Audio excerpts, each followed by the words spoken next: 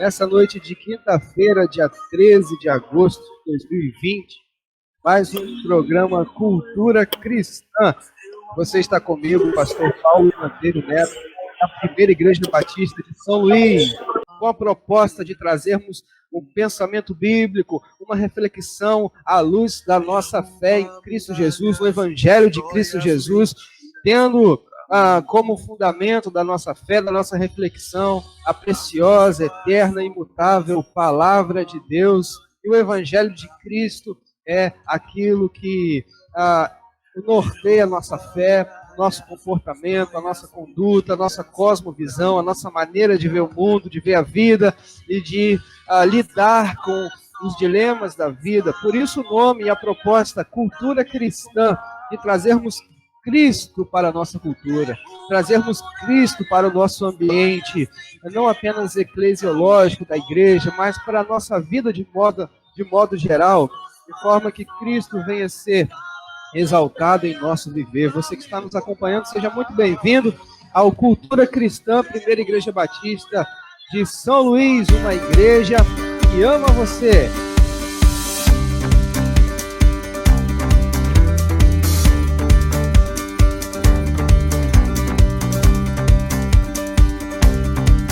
É bom ter você aqui junto com a gente nessa noite.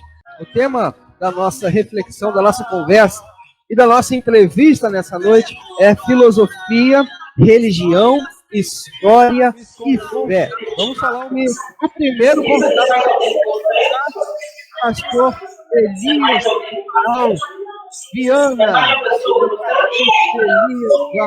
Viana está conosco no programa Cultura Cristã da Primeira Igreja Batista de São Luís. Pastor Elias, eu gosto e eu vou agir de uma forma muito espontânea. Às vezes a gente vai errar, às vezes a gente vai colocar uma coisa na frente da outra. Então, isso mesmo, né, pastor? Então eu quero saudar, agradecer por ter aceito o nosso convite, pastor Elias do Amaral Viana, Primeira Igreja Batista em Farol de Santo Tomé, Baixada da cidade de Campos dos Goitacazes. Ele é pastor da Igreja Batista do Farol. Ele vai me corrigir se eu estiver, mas creio que são 19 anos à frente da Igreja Batista de Santo Tomé, casado com ele, pai de João Gabriel e ele tem uma formação acadêmica, além de bacharel em teologia, pós-graduação em ciências da divindade. Nós temos a alegria de receber a família e o pastor Elias do Amaral Viana. Seja bem-vindo, pastor, a todo o povo de Deus.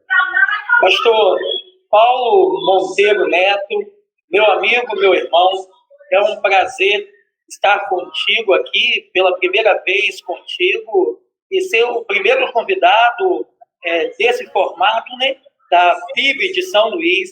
Quero primeiramente agradecer a Deus, né, pela oportunidade, Ele proporcionou esse momento, louvar a Deus pela tua vida, pastor Paulo Monteiro Neto. Chegou aqui novo ainda em Farol de São Tomé, tocando a guitarra com a mão esquerda, com violão, e hoje casado, né, pastor de uma igreja aí à beira do seu centenário. Quero mandar um abração para a PIB de São Francisco de São Luís, né? PIB de São Luís, e avisar, não é sempre que a gente comemora ou está em uma igreja que está próxima a comemorar 100 anos, né?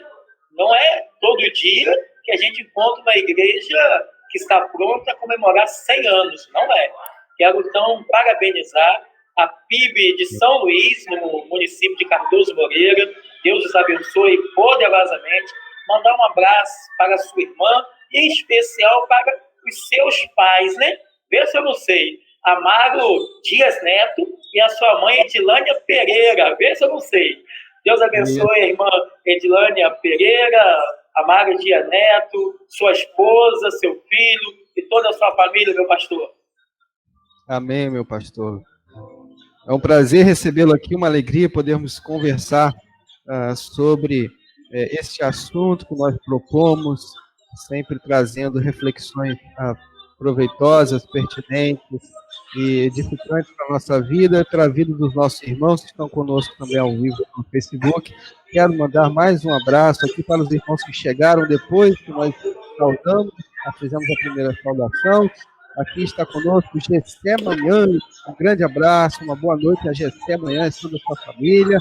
Boa noite também, Jair Moreno, está conosco, nos acompanhando nessa live. Você, toda a sua família, Jair, que Deus abençoe. Vocês que estão conectados aqui, nós queremos trazer nessa noite algo da parte de Deus e o melhor que nós pudermos trazer para nos alegrar, para nos abençoar.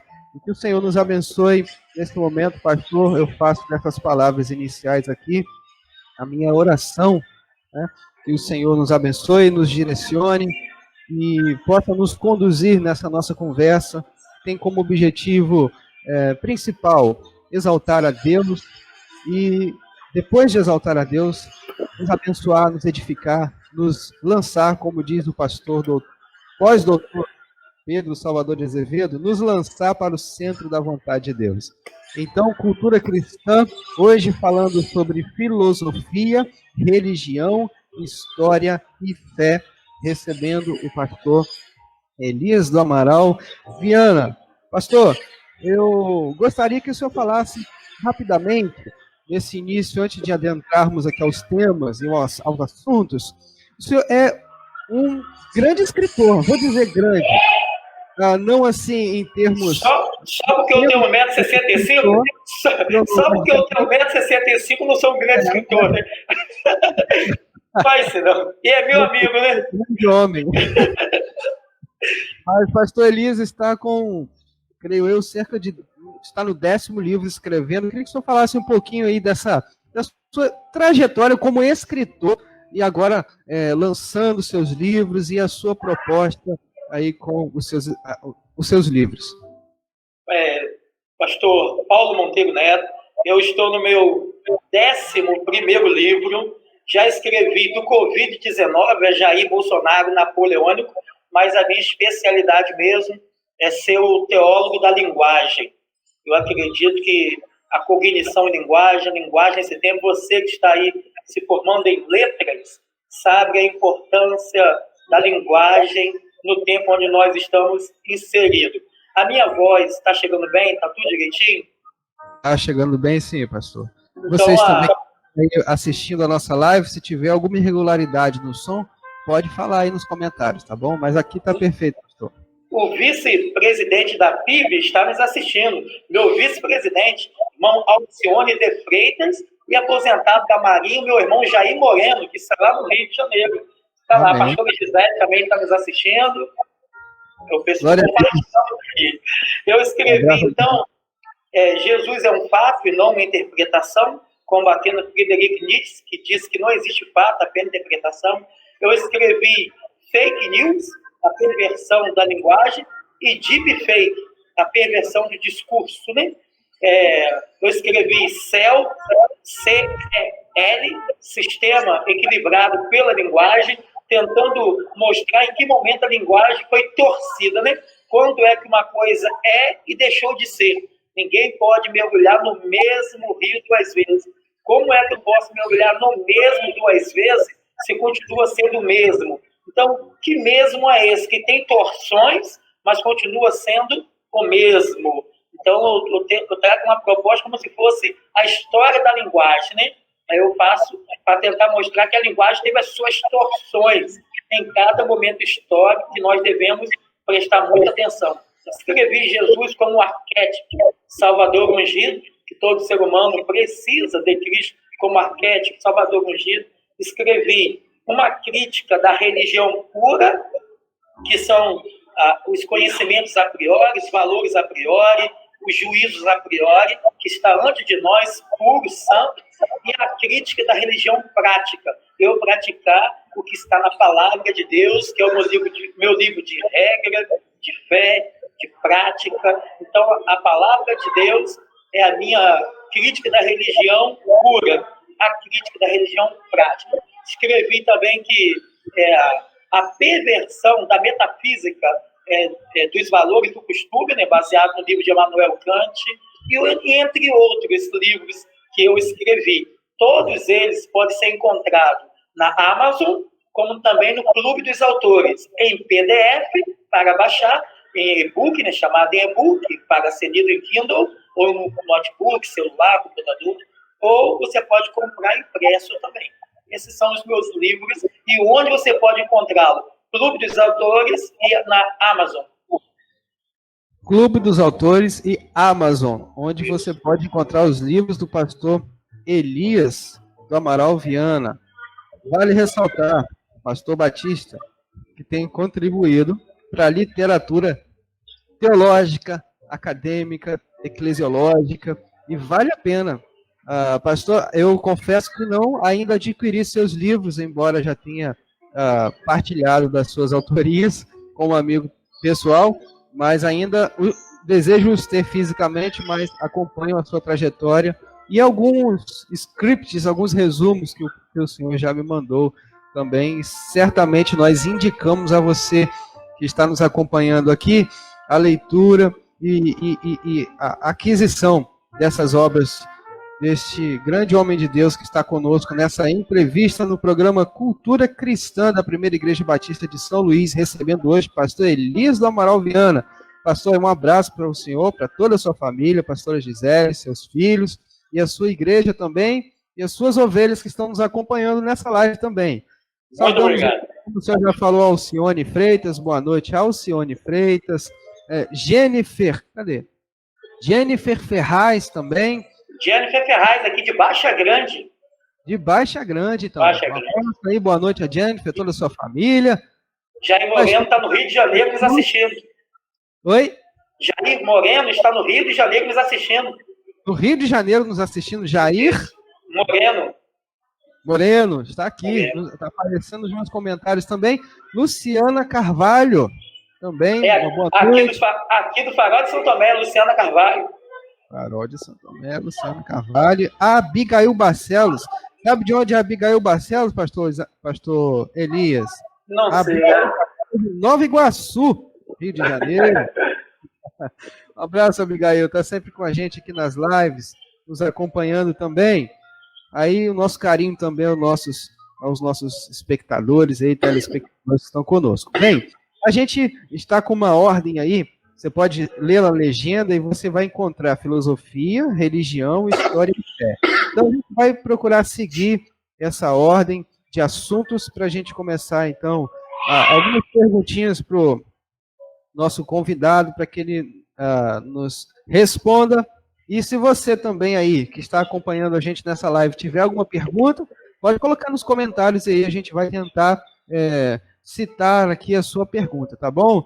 Então, vamos lá, pastor, a gente vai falar primeiro sobre um pouquinho, né, porque o tempo não nos permite falar tanto, mas pelo menos nós temos uma hora aí para a nossa conversa. Filosofia. De uma forma sucinta, nós poderíamos pensar no que seja filosofia, o que é filosofia e qual a relação que tem a filosofia com a teologia e com a igreja. Aqui a gente está acostumado a falar de teologia no ambiente da igreja, nos cultos, no ambiente eclesiástico. Então, a gente fala das coisas que dizem respeito a Deus e aquilo que a Bíblia diz a respeito de Deus e da manifestação de Deus na história. Agora, que raio é esse de filosofia? O que tem a ver a filosofia com a teologia? Tem alguma relação positiva, negativa com a igreja? Como nós podemos entender filosofia e se é possível aplicar no nosso meio? Pastorzão, a palavra filo, sabedoria. Filo, amigo. Sofia, sabedoria. Filosofia, de uma forma literal, seria amigo da sabedoria, amante da sabedoria. Então, nós temos um homem mais sábio que andou pela face da terra. Nem antes dele, a Bíblia diz que houve, nem haverá depois dele. O sábio Salomão. O livro de Eclesiastes, o livro de Cantares, é recheado da sabedoria deste homem.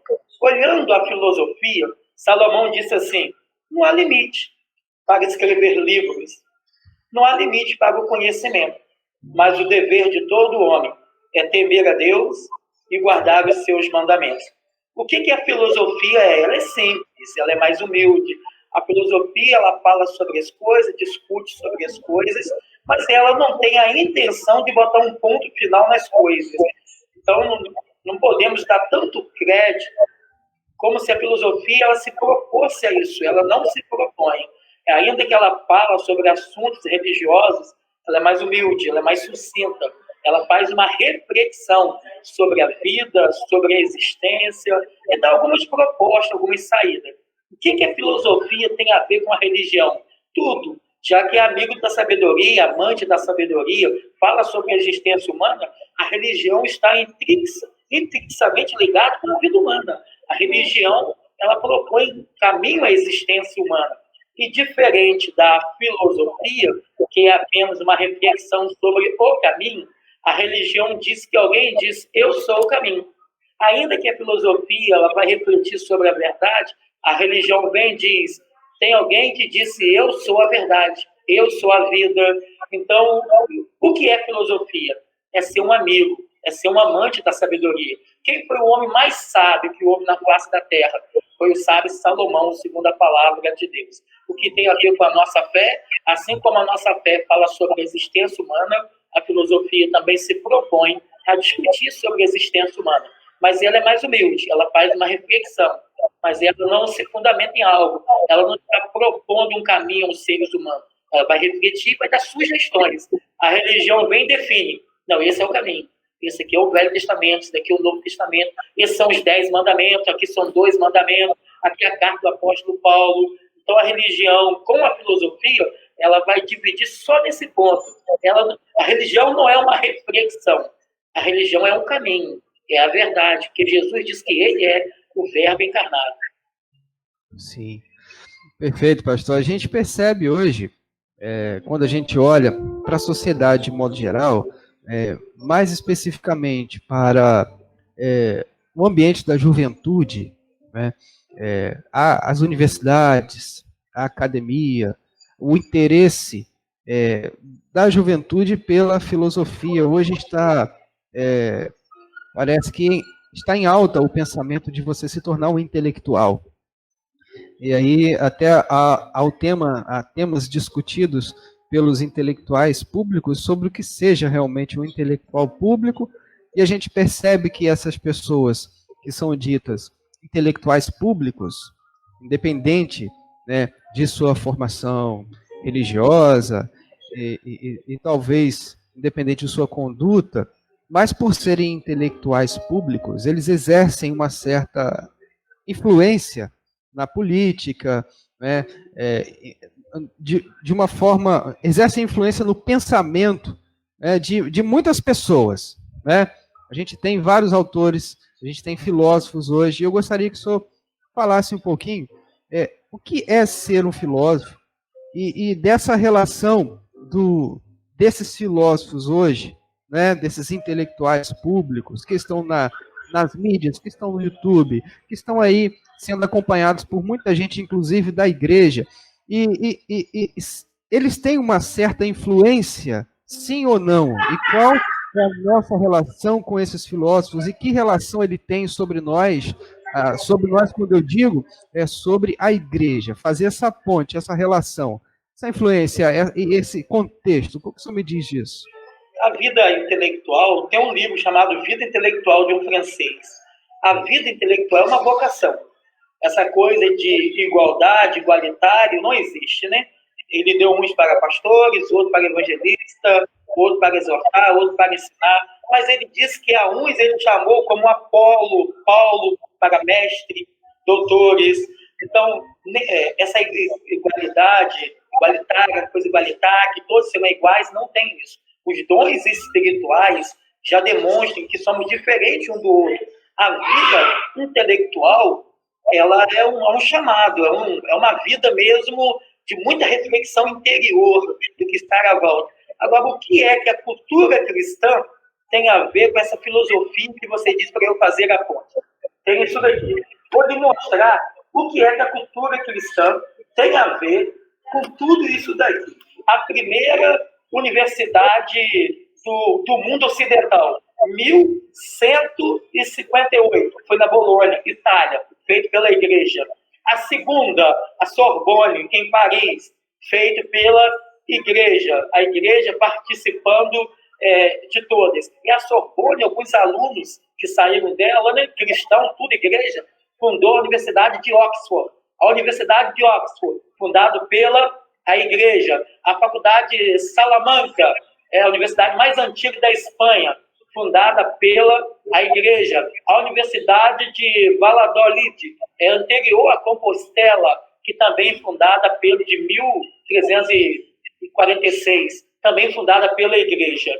E uma coisa que é muito importante, que em 1499, o cardeal Cícero fundou a famosa Universidade Complutense. Ali já funcionava 5 faculdades, a igreja. Faculdade de Artes e Filosofia, Teologia, Direito Canônico, Letras e Medicina. Bom, até 1440 foram erigidas na Europa 55 universidades e 12 institutos de ensino superior, mas todas elas fundadas pela igreja. Aí um outro dado que eu acho importante dessa religião, a cultura cristã com a filosofia, Harvard, que tudo universidade fundada por cristãos. Harvard, 47 prêmios Nobel nos Estados Unidos, MIT nos Estados Unidos, 78 prêmios Nobel, Cambridge, no Reino Unido, 89 prêmios Nobel, Caltech, nos Estados Unidos, 33 prêmios Nobel, Oxford, Reino Unido, 48 prêmios Nobel, Stanford, 27 prêmios Nobel, Princeton, 36 prêmios Nobel, Chicago, 87 prêmios Nobel, Yale, Hill, prêmios Nobel, 49, Columbia, 82 prêmios Nobel, Berkeley, 51 prêmios Nobel, Imperial College, Reino Unido, 15 prêmios Nobel, são 12 também fundados pela igreja. Aí eu te digo, a filosofia de hoje tem o que a ver com a igreja, tudo. Quem fundou ela foi a igreja. A escolástica, escola, eles entenderam o seguinte: precisamos fazer um movimento de fundar escola, escolástica, de escola. Então, ali se nasceu as universidades. Da escolástica se nascem as universidades, mas se nascem com o ambiente, no ambiente católico. Com a reforma protestante, aí veio agora as universidades protestantes, mas o direito, a filosofia, a arte, a medicina, o direito canônico, a teologia, se deve à igreja. Então, dizer que os intelectuais hoje são intelectuais desassociando da igreja, eu diria, a cultura filosófica só foi possível por causa da igreja. Foi a igreja que levantou as faculdades de medicina, de direito, de filosofia, de ciência, de arte. Há um grande laboratório de ciência na Itália, no Vaticano. Há grandes cientistas, os judeus mesmo são grandes cientistas, os protestantes, os católicos. A minha pergunta é o seguinte: o que é que os grandes intelectuais fariam se não fosse a cultura cristã? Porque foi exatamente a igreja que proporcionou a ter intelectuais. A igreja nunca foi contra a intelectualidade, mas ela sempre entendeu que, ainda que sejamos intelectuais, retornemos a Salomão. Não há limite para fazer livros, mas o dever do homem é temer a Deus e guardar os seus mandamentos. Amém, pastor. Aí eu vou citar um livro que você gosta: Inteligência Humilhada. Aí você prova para os intelectuais que a inteligência está humilhada, porque quem proporcionou isso foi exatamente aqueles que eles estão pisando, que é a igreja. Foi a igreja que proporcionou. É fazer teologia não em segunda pessoa, né? É isso daí. Não é falar sobre Deus como ele, mas falar com Deus e sobre Deus como tu, na segunda pessoa. Né? O filósofo moderno, ele só é ouvido se ele for contra a igreja ou se ele for a favor da igreja. Mas ele vai ter que lutar contra ou a favor, daí não tem outro caminho. Sim. Então nós temos aí, a me veio também a memória, a grande contribuição, inclusive intelectual, que teve os reformadores, né? Os protestantes. E mas todos... eles são fruto da escolástica. Sim. Mas quando a gente pensa, exato, né, nessa questão do intelectual público e dos filósofos hoje, né, há uma dívida com a reforma protestante. Há uma dívida com todo esse período reformador, né, da história, com influência na cultura, na educação, na formação de pensadores. Não é isso? Agora... Ainda a gente perde para os padres católicos. Por exemplo, quando os protestantes iniciaram, o número de padres, de jesuítas, de beneditinos, de franciscanos, o número de intelectuais católicos é muito além do que o protestantismo propõe.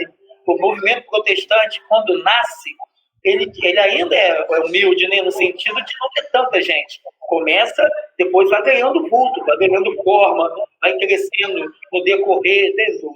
É só a gente olhar as igrejas evangélicas no Brasil e olhar as igrejas católicas. A gente percebe a força do catolicismo. A igreja católica, ela se junta. A do Oriente e a do Ocidente, do Império Bizantino com a Igreja Católica Apostólica Romana. Mas nós somos filhos dela.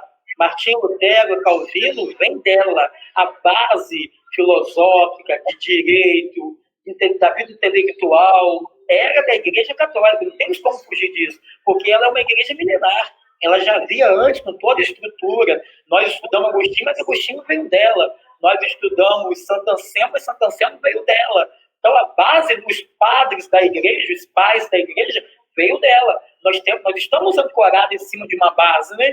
Nós não somos assim um movimento que nasceu independente. Nós fizemos uma reforma, mas nós não destruímos a base que nós viemos. A reforma não propôs destruir o catolicismo. A reforma é apenas arrumar o catolicismo, reformar o catolicismo, porque tem muita coisa boa no catolicismo e nós devemos a ele, a herança cultural nossa, nós devemos aos intelectuais católicos. Já que nós falamos de inteligência humilhada, vou terminar essa parte de filosofia propondo essa relação que o próprio tema da nossa conversa está nos fazendo pensar. De um lado nós temos a filosofia, do outro nós temos a teologia. De um lado nós temos a razão, do outro lado nós temos a fé. E a gente percebe hoje que, mais do que nunca, há uma tendência de uma apostasia por parte da filosofia, né? Ou seja, a filosofia se propõe muito mais ao caminho da ciência, do conhecimento, e abandonando a fé. Isso vem desde o século XVII, XVI, com o iluminismo. E como que a gente poderia fazer essa relação? É possível fazer essa relação hoje entre fé e razão? Será que a gente poderia dizer que Paulo era um filósofo?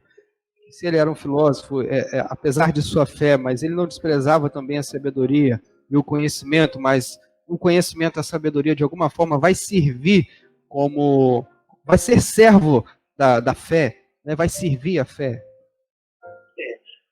Nós vamos juntar as coisas de novo. A teologia de um lado, a filosofia do outro. Não, as duas coisas estão juntas. A fé de um lado, a razão do outro. Não, as duas coisas estão juntas.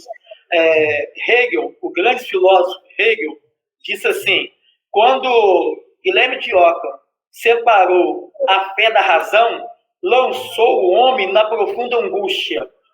A razão que não se utiliza da fé, a vida humana entra em uma profunda angústia.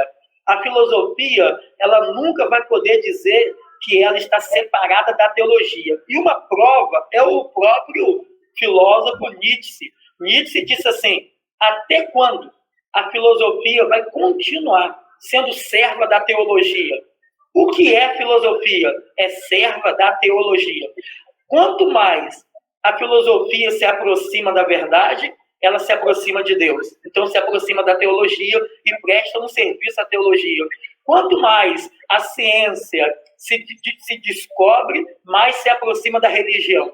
Assim como a ciência se aproxima da religião, quanto mais ela vai se desenvolvendo, vai vendo que realmente existe um Deus, assim também a filosofia, quanto mais ela se aprofunda, ela vai se aproximando da teologia. Por isso que o filósofo Nietzsche gritou, até quando a filosofia vai ser serva da teologia? Bom, então nós não podemos separar. Teologia de um lado, filosofia do outro, não. A filosofia é serva da teologia. E por que é que a filosofia é serva da teologia, porque a teologia acredita neste Deus. A filosofia roda, roda e para nele. Roda, roda e para nele. Ela sempre vai servir a teologia. Quando a gente encontra no período do iluminismo alguns tentando se apartar da fé, não são todos. Leibniz, Immanuel Kant e uma série de outros, Soren Kierkegaard, escreveu Os Irmãos Karamazov, Dostoiévski, Fyodor Dostoiévski. Nós vamos observando que nem todos os grandes filósofos se tornaram ateus. Alguns se tornaram, estão querendo levar a filosofia junto, mas a filosofia é mais humilde, ela não se propõe a isso. A filosofia é uma reflexão da vida e ela não diz o que está certo nem errado. Então ela não bate braço com a religião, como alguns tentam. O ateu tenta empurrar a filosofia contra a religião, mas a própria filosofia, como amante da sabedoria, ela se aproxima da religião, porque está com falta de sabedoria, Tiago 1,5, pede a Deus, que a todos dá de graça. Então, como você é amante do saber, você está se aproximando de Deus. Bom, se a filosofia não é em si, ela é toda ateia, os grandes filósofos, não quer dizer que eles são ateus, Immanuel Kant não é, Soren Kierkegaard não é, Fyodor Dostoiévski, segundo um russo que escreveu Emília, ele disse, Fyodor Dostoiévski, um russo que fez de São Petersburgo, a grande cidade na Rússia, Dostoiévski disse assim, o russo que escreveu Emília, Dostoiévski espalhou Jesus por sua obra.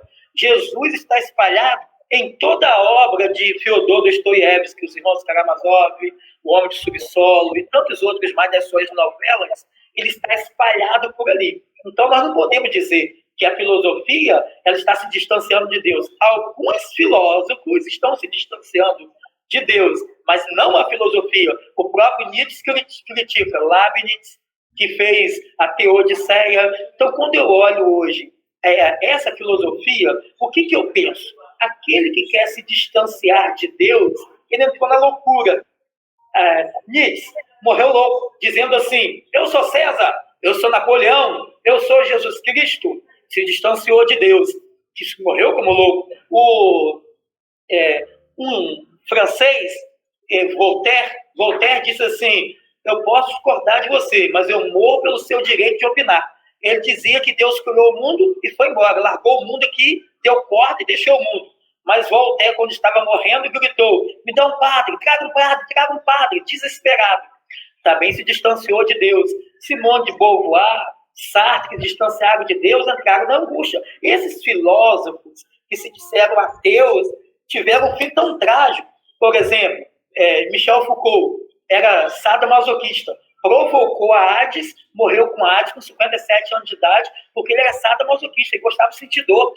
O Deleuze se jogou do apartamento e se suicidou, se atirou lá de cima. Simone de Beauvoir, a grande feminista, 1949, escreveu O Segundo Sexo, ela diz, com Jean-Paul Sartre, nós vivemos bem só 7 anos. Ela trazia as meninas da faculdade, se relacionava com ele, com ela, e depois as meninas só com ela. Ela tinha um amante, isso vivia com ele, mas vivia com o amante. E ela disse que terminou como? Bêbada, drogada e na maior infelicidade. Se ser intelectual, ateu, é ter um fim como este, não é um bom caminho que eu sugiro a nenhum de nós. Agora, nós temos os filósofos que realmente se voltaram para Deus. Soren Kierkegaard escreveu só um livro sobre Isaac. Soren Kierkegaard diz que entre nós e Deus, o pecado, há um abismo. E nesse abismo entre nós e Deus, ele diz que a angústia está aí. Nós vamos ter que dar um salto da fé. O salto da fé prometido por Soren Kierkegaard é você acreditar que essa angústia vai passar pela fé que você tem em Deus. Bom, para encerrar esse pedaço, pastor, por que é que eu não gosto do filósofo Friedrich Nietzsche? Que Nietzsche disse assim, olha o que Nietzsche diz, escreverei esta acusação eterna contra o cristianismo em todas as paredes, em toda parte onde houver paredes. Tenho letras que até os cegos poderão ler. Denomino o cristianismo a grande maldição, a grande corrupção interior, o grande instinto de vingança, para o qual nenhum meio é suficientemente venenoso, secreto, subterrâneo ou baixo, chamou-lhe o cristianismo de a imortal vergonha da humanidade. Como um homem desse pode ser apenas trágico? Nietzsche não era apenas um filósofo trágico. Nietzsche não faz uma crítica à religião porque ele tinha razão. Não, ele era alguém que realmente se propôs a destruir a religião. E os 7 mandamentos de Nietzsche é uma afronta ao cristianismo. É uma coisa demoníaca, diabólica. Então, tratar um ateu como irmão, nós não somos filósofos, nós somos teólogos. O filósofo é humilde, reflete sobre a vida, reflete sobre a existência humana, mas nós somos mais profundos. E por que o teólogo é mais profundo do que o filósofo? Porque o teólogo tem a ajuda divina, o teólogo tem um chamado divino, o teólogo tem a inspiração divina, o teólogo tem a iluminação divina, o teólogo a revelação divina. Nós temos Deus nos mostrando como é e como são as coisas e como as coisas deverão acontecer. Quando você me pergunta assim, nós estamos caindo no ceticismo? Estamos, mas não é por causa da filosofia. Ela é humilde. Nós estamos caindo no ceticismo porque o homem está perdendo a fé. O homem está se distanciando de Deus. Isso aí. Segura isso aí que a gente vai voltar nesse assunto aí, pastor. Sobre fé. É muito bom. E aqui a gente... Vamos citar um comentário aqui. Alcione Freitas está dizendo: me orgulho de ter um pastor escritor, pastor Elias. Esse é o vice-presidente da PIB Farol. Vice-presidente da PIB Farol.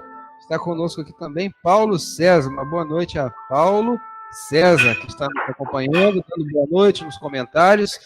E continuando, já que o senhor fez essa relação de filosofia e religião, né, como uma coisa apontando para outra ou dependendo da outra, vamos para essa parte falando mais sobre religião. O que vem a ser religião, para quem está nos acompanhando, a gente poder refletir junto sobre isso, o que vem a ser religião e, concomitantemente a essa pergunta, o evangelho é uma religião? Se destruir a fé, vai destruir a religião. A palavra religião do latim é religare.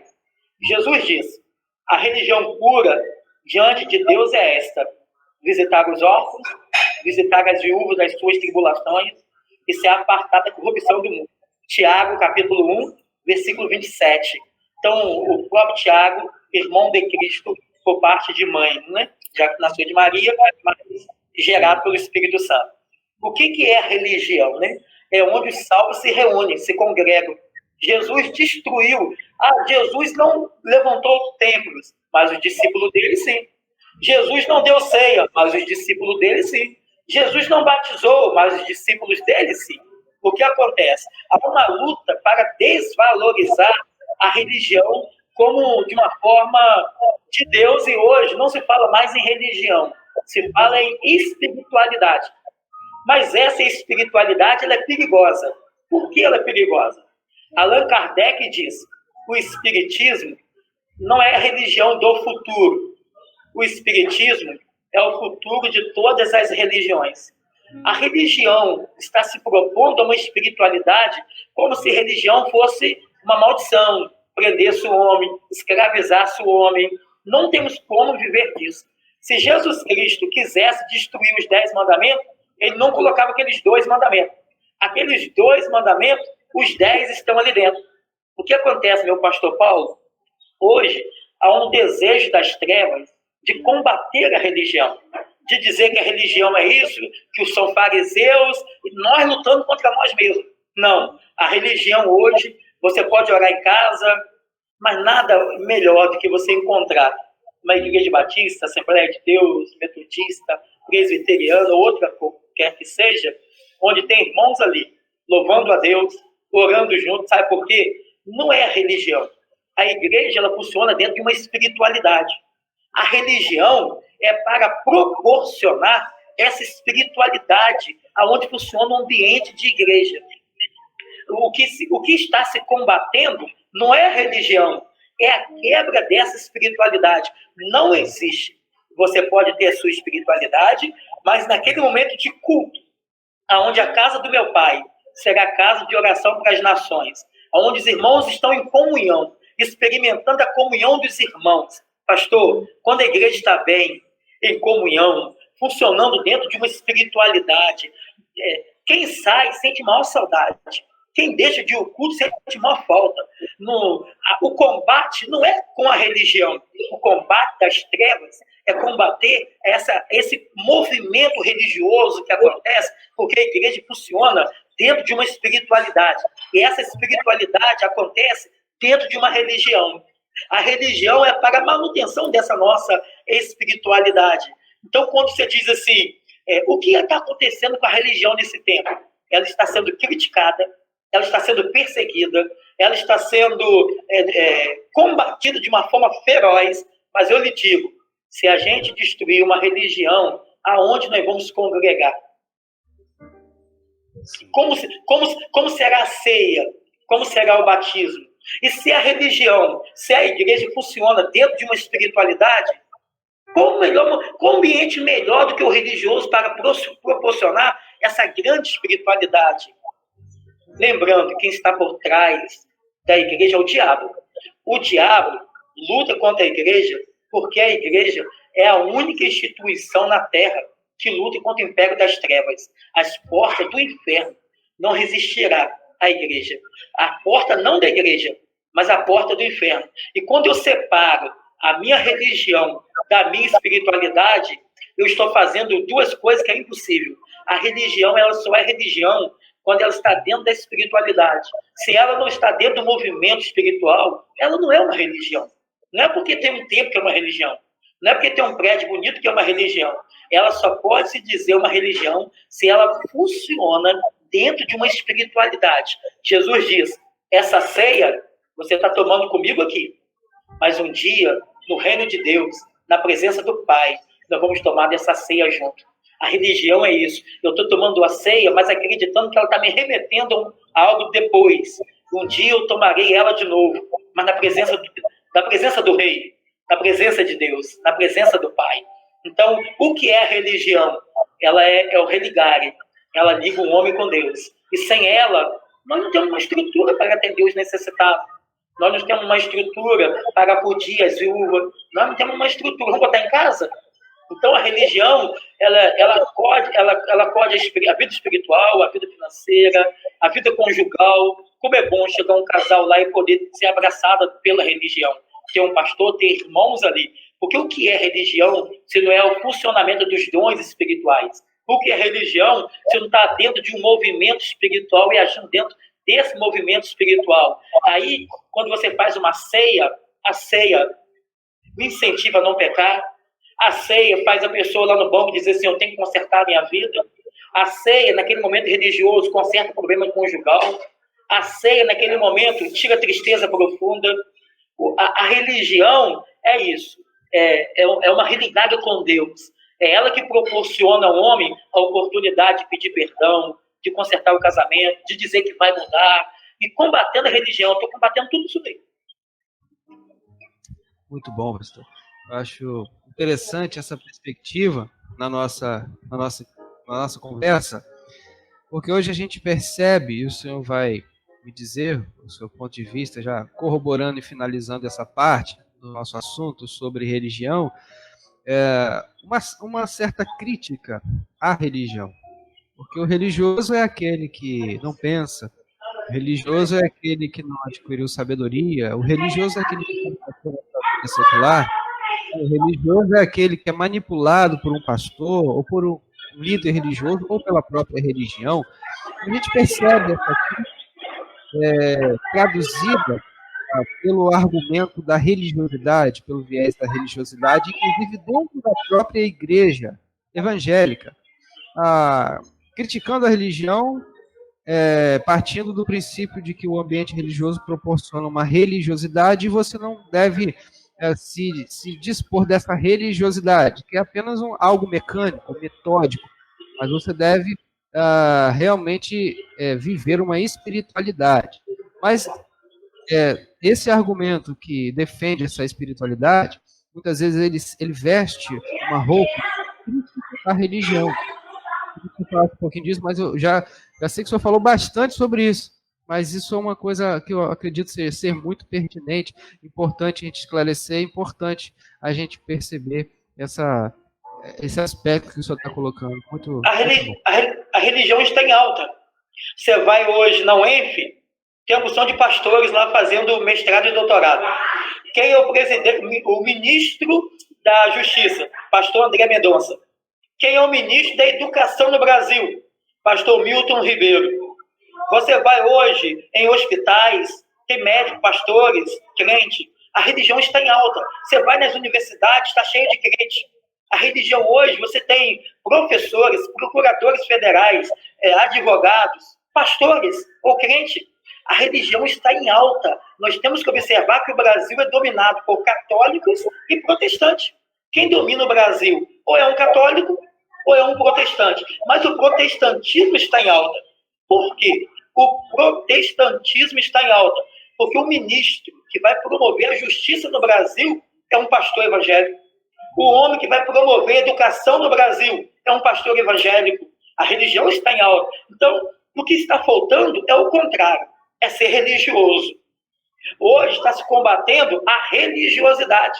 É um engano. O que está faltando em nosso meio é um homem e uma mulher religioso. A falta do religioso, a pessoa devota, o religioso, não aquele que finge ser religioso. Não o religioso fariseu hipócrita, mas o religioso verdadeiro. O temente a Deus, a beata, alguém que é santo, alguém que busca a verdade, alguém que se consagra. O que está faltando em nosso tempo não é uma crítica ao religioso, o que está faltando é o contrário, é ser religioso.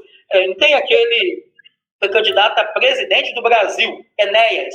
Gabi perguntou a ele assim, você é tradicional? Ele disse, sou tradicional. Ela disse assim, mas por que você é tradicional?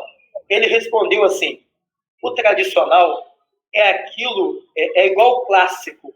O clássico é aquilo que o tempo não foi capaz de corroer, de destruir. Santo Agostinho, as confissões dele, é um clássico, é um tradicional. Ele permanece vivo até hoje. Aí você vai para as riquezas das nações, Adam Smith, é um clássico. Você vai para as institutos de João Calvino, é um clássico, é um tradicional. O que é o clássico? O que é o tradicional? Por que eu sigo isso?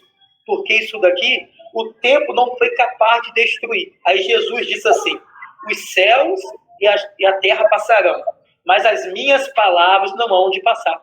Eu estou baseado numa palavra que foi dita há mais de 2000 anos atrás. A palavra de Deus, a Bíblia, está desde a fundação do mundo. O que Jesus deixou no Novo Testamento tem mais de 2000 anos. Isso não é ser tradicional? É mais do que ser tradicional. Isso é ser clássico. A palavra de Deus, o tempo não foi capaz de destruí-lo de forma alguma. Aí, você vai me perguntar assim, pastor, qual é a diferença da teologia para a filosofia? Santo Agostinho, Confissões de Bolso, página 202, Santo Agostinho, Confissões de Bolso, ele vai dizer assim, ele estudou com Cipriciano os livros traduzidos do grego para o latim do platonismo, de Platão. Ele diz que ele encontrou no platonismo o que o cristianismo propõe. Só que Santo Agostinho vai dizer isso daqui na página 202 das Confissões de Bolso. Ele vai dizer assim, nada disso é mencionado nos livros platônicos de Platão ou da visão dele da metafísica. Suas páginas dos livros platônicos não contêm a imagem de um amor tão grande, as lágrimas da confissão.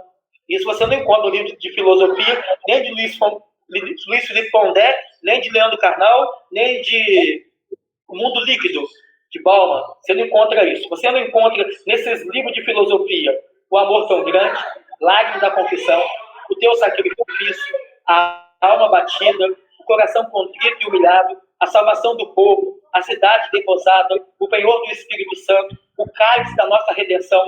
Lá ninguém canta, não estará a minha alma submissa a Deus? É dele que vem a salvação.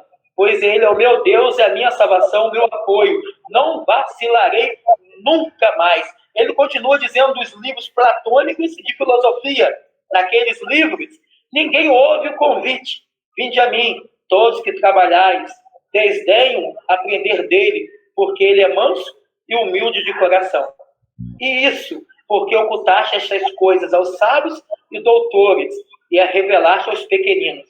Uma coisa é contemplar do alto a um pícaro agreste a pátria da paz, sem encontrar o caminho para alcançá-lo e tentá-lo em vão ver lugares inacessíveis, entre insídias e assaltos de fugitivos, no deserto chefiado pelo leão-dragão. Outra coisa, pelo contrário, disse Santo Agostinho, é conhecer o caminho que leva até lá, Jesus Cristo, protegido pelo soberano celeste, livre da rapina do deserto, do exército celeste, estes fogem dele como a um suplício. Para encerrar, Santo Agostinho diz assim, essas reflexões penetram-me de modo admirável até as entranhas. Quando eu lia o menor de teus apóstolos, eu me enchia de temor ao contemplar as tuas obras. Olha o que Santo Agostinho nos diz. Nos livros de filosofia, principalmente platônico, ele não encontrou um amor tão grande. Um ser humilhado, as lágrimas, aquele que precisa de uma alma, de uma salvação para a alma. Ele encerra, no começo da confissão, ele diz que ele se aprofundou nas cartas do apóstolo Paulo. Aqui ele diz, o menor dos teus apóstolos provocava mais comoção no meu coração do que qualquer livro de grande filosofia. Aí está a diferença da teologia para a filosofia. Quando eu encontro no menor apóstolo de Cristo coisas que comovem mais a minha alma do que nos livros de enciclopédia de Derrot e de D'Alembert. Muito bom, pastor Elias Amaral Viana, nosso convidado especial nessa live de hoje, Cultura Cristã, um programa realizado pela Primeira Igreja Batista de São Luís, interior da cidade de Cardoso Moreira, hoje recebendo o nosso querido pastor Elias Amaral Viana, escritor, mestre, pós-graduado em Ciências da Religião, e escrevendo seu 11º livro e dando a sua contribuição para a nossa fé e para o nosso conhecimento. Nessa noite a gente já falou de filosofia, já falou de religião, agora vamos falar um pouquinho da história e o que nós poderíamos ressaltar como sendo, de uma forma evidentemente mais sucinta, mas o que nós poderíamos ressaltar de homens ou eventos importantes na história da igreja e de seus legados para a igreja.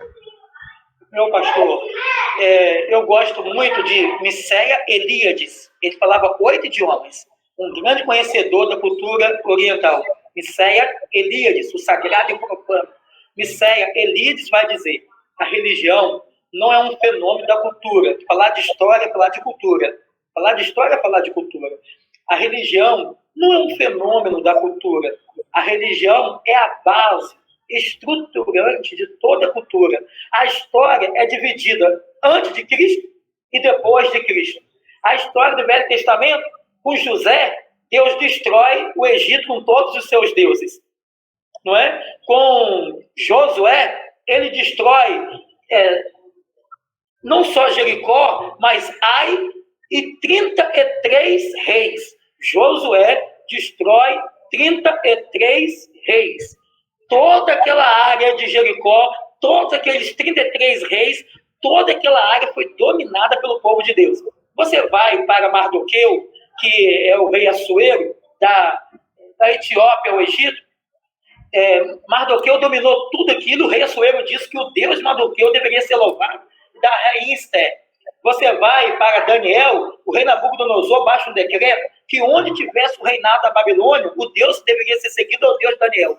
Você termina dizendo que, com o rei Dário, que o Deus deveria ser temido é o Deus de Daniel.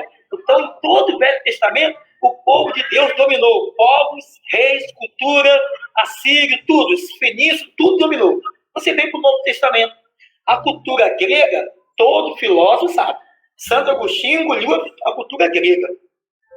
Quando chega em Santo Agostinho, com as suas confissões, as confissões de Santo Agostinho é um método filosófico. Ele fala com Deus, fala com Deus. Fala uma coisa profunda, fala com Deus, fala com Deus. Fala outra coisa profunda, fala com Deus, fala com Deus. Ele ali, ele pega a filosofia grega, e mata, e fica só a teologia reconhecida. Aí você entra no Império Romano, o apóstolo Paulo dizendo assim, a casa de César vos salva. Nietzsche diz que o cristianismo tombou. Quem destruiu o Império Romano, o maior império de todos os tempos, foi o cristianismo. Aí a igreja, então, domina Roma. Fica a Igreja Católica Apostólica Romana, Igreja Católica Apostólica Ortodoxa, o Império Bizantino. O Império Bizantino leva 1000 anos. E até que Maomé II, antes de 1500, tomba. Aí a Igreja Apostólica Romana vai para lá e ajuda. Mas o mundo era dividido. A Igreja Católica Apostólica Romana de um lado e a Igreja Católica Apostólica Ortodoxa do outro. É a mesma igreja, dividida em duas. Aí vem a Reforma Protestante, mas a Igreja Católica Apostólica Romana é a mesma igreja, dividida em duas.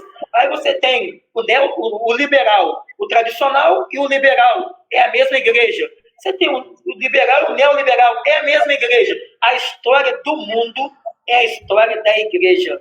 Não tem como contar a história do mundo sem contar a história da religião. Como é que você foge disso? Se a religião, você que está fazendo letra, não tivesse nada a ver com a história, o mundo não seria dividido antes de Cristo e depois de Cristo. Sim. Quando você chega não, vamos continuar lá para frente. Não vamos entrar aqui na história. A igreja, por exemplo, nós tivemos com John Gutenberg, alemão. A invenção da imprensa começou na China, mas em 1454, na Alemanha, John Gutenberg aperfeiçoa. E qual o primeiro livro que ele faz? A Bíblia, 180 Bíblias. A Reforma Protestante, você sabe por que a Reforma Protestante ganhou vulto? Ela cresceu por causa da revolução da imprensa. Com a criação da imprensa em 1454, a primeira possibilidade foi a Bíblia. Lutero começou a imprimir os seus textos por causa da imprensa. A imprensa proporcionou o protestantismo, o impulso que aconteceu foi a imprensa. Você acha que a internet, você acha que o Facebook e o YouTube parará a igreja? Vai dar um impulso. Olha onde nós dois estamos. Como nós dois, está espalhado pelo mundo inteiro. O que acontece? Nada para a igreja. A história do mundo é a história da religião. Isso foi dito por Michel Elides. A história do mundo é a história da religião. Nós não temos como contar a história do mundo sem contar a história do sagrado. Um Deus que criou todas as coisas e sustenta. Tem um livro, que eu esqueci o nome dele, que conta a história de um viajante aqui no Brasil. Aí ele perguntou de uma tribo indígena, qual história eles ouviram? Uma tribo indígena do Brasil, no início de 1500, um português, ele disse assim, eu soube que houve uma grande inundação, que acabou com tudo, e depois construiu novamente. Essa história é a história de Noé. Então, o que acontece? Qualquer lugar que você vai, em qualquer lugar do mundo, a religião está ali, ela está impregnada ali. E quando não se tem o Deus de Israel, o Deus do cristianismo, o Deus da igreja, porque hoje nós não precisamos chamar Deus de Israel, nós podemos dizer o Deus da igreja, né? As portas do inferno não prevalecerão contra a minha igreja, é o Deus da igreja. O Deus da igreja destruiu o Império Romano. O Deus da igreja evangelizou toda a Europa. A França é a filha mais velha da igreja. A filha mais velha da igreja é a França. A França é considerada como a filha mais velha da igreja. E o maior país hoje, cético, é a França, né? A filha mais velha da igreja foi a que menos crê em Deus hoje. Mas é a filha mais velha da igreja. Quando você vai falar de história, você tem que lembrar a história do mundo é a história da igreja. Não tem livro no mundo, não tem mais documento no mundo do que a igreja. Friedrich Nietzsche, no Anticristo, disse, eles uniram o velho e o novo. Quando você para no Velho Testamento, vem o novo. O cristianismo não para nunca.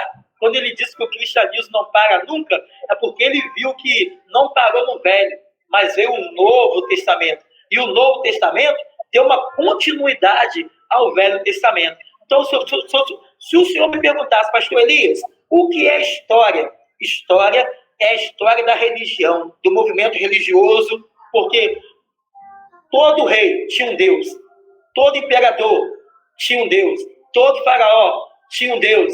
E quando era faraó, a igreja tombou. Pastorzão, pastor Paulo Monteiro Neto, a igreja de Cristo não precisou de Hammurabi, não precisou da Síria, pelo contrário, aonde houve cananeu, Josué matou todos eles. Você vai entrar em Jericó, mas não vai sobrar um cananeu vivo. Mas o Baal, a Zera, que era mulher de Baal, tinha 70 filhos, mata tudo, você não vai deixar nada.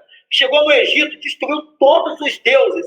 Chegou na Babilônia, destruiu tudo, ao ponto do imperador, rei da Babilônia, dizer: o Deus aqui dentro será o Deus de Daniel, Deus dos judeus. Você vai para Jonas, Nínive, é o Deus de Jonas. Então, todo o Velho Testamento, o cristianismo tomou tudo. A religião foi pública. A fé dos judeus invadiu toda a história, destruiu povos, cultura, destruiu o Egito. O Egito, diz a história, nunca foi mais o mesmo. Depois das 10 pragas, nunca mais o Egito foi o mesmo. A Babilônia também nunca foi o mesmo. Depois que Israel passou por lá, desde quando Roma levantou mais? Depois que o cristianismo tomou Roma, nada para na frente da igreja. É o que disse Jean-Paul o grande psicanalista Lacan, Jean-Jacques Lacan. Jean-Jacques Lacan diz: a igreja sempre vence. E vence mesmo, pastor. A igreja sempre vence. Perfeito, pastor. Vou fazer das minhas palavras as palavras de Luciana Carvalho. Glória a Deus. Mandar um abraço para a irmã Vilma Bichara, que está nos assistindo aqui da praia, o diácono Jorge Roberto Neiva Bonfim e Alexandra Marques, que também está nos assistindo. Um abraço a todos esses irmãos aí. Juntamente também com esses irmãos aqui citados pelo pastor Elias, irmã Vilma Medeiros, que é diaconisa da Primeira Igreja Batista de São Luís, junto com o seu esposo, meu vice-presidente, primeiro vice-moderador da igreja, diácono, irmão Rosimar Oliveira, irmão Rosimar assistindo também junto com a gente aqui. Um abraço a todos vocês que estão nos acompanhando, nossos telespectadores. Já estamos aqui um cientista da religião, pastor Elias Amaral Viana, contribuindo com o seu esforço intelectual que aconteceu durante toda a sua vida, aí, um autodidata, mas um homem acadêmico. Eu falo assim com o pastor, com essa espontaneidade aqui, essa simplicidade, porque é meu amigo também, nós nos conhecemos aí de longas datas, e é um prazer recebê-lo aqui e para conversar conosco sobre estes assuntos aqui no Cultura Cristã, um programa realizado pela Primeira Igreja Batista de São Luís, todas as quintas-feiras, às 19h30. Estamos aqui no Facebook, na página da nossa igreja. Hoje é o primeiro programa com entrevistado, o primeiro programa com convidado para ser entrevistado, e o pastor Elias está aqui abrindo esse quadro, pastor Elias. Muito obrigado pelo privilégio, muito obrigado. Primeiro convidado nosso a estar participando da live, pastor. O privilégio, a alegria toda nossa. E aí a gente vai caminhando para o final e correr um pouquinho, porque a gente precisa falar um pouco sobre fé. A gente não pode deixar de terminar essa live, né? Falamos de filosofia, falamos de religião, falamos de história, falamos aí, o pastor Elias citou aí os intelectuais públicos do Brasil hoje, vários nomes de filósofos, de teólogos, enfim, com todo o seu acervo de informações que ele tem. E agora a gente vai continuar falando, terminando essa parte de história, falando sobre fé, mas eu tenho uma questão aqui importante, baseado no livro de Tim Keller, Fé na Era do Ceticismo.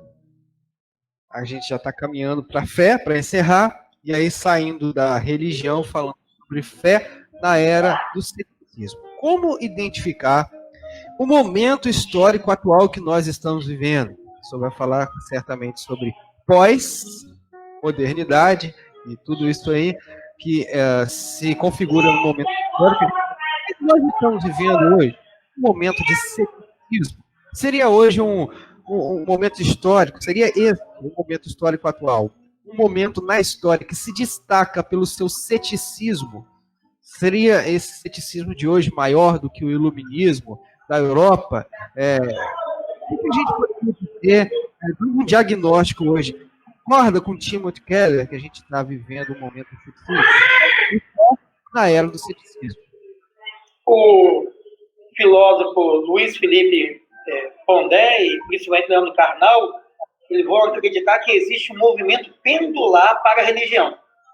Para Leandro Carnal, há um movimento voltando para a religião. Mas que religião é essa? Para mim é o budismo, né? Nós estamos voltando para uma espiritualidade, mas não é uma espiritualidade provocada pela fé. Eu preciso, pastor Paulo Monteiro Neto, quando lê a palavra de Deus, mas lê-la com os olhos cheios de fé. Aquele livro tem que soltar diante de mim. Eu tenho que entender que aquelas letras são letras vivas, eternas, que vão durar para sempre. Os céus vão passar, a terra vai passar, mas aquelas palavras que estão ali são fatos eternos de um Deus milagroso, ou palavras ditas por Cristo que não passa, eterna. Para Zygmunt Bauman, ao mundo líquido. Ele acha que vai ter um amor líquido, tudo líquido. Não é só falta de fé, é falta de solidez, não tem nada sólido, não tem nada que você se agarre, é tudo assim passageiro.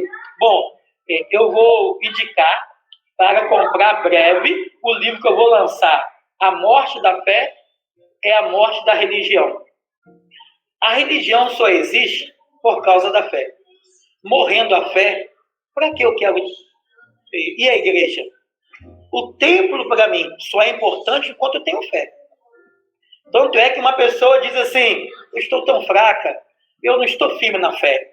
Aí ela está dizendo isso porque ela não está tendo força para ir à igreja. Então, a morte da fé vai esvaziar as igrejas. Mas observa que eu acredito que vai até encher as igrejas. Nós teremos, após pandemia, um movimento de muita gente buscando a igreja. O que mais me impressiona não é as igrejas cheias, mas são pessoas saírem de lá vazias. Aquilo que não é feito baseado em fé não é de salvação.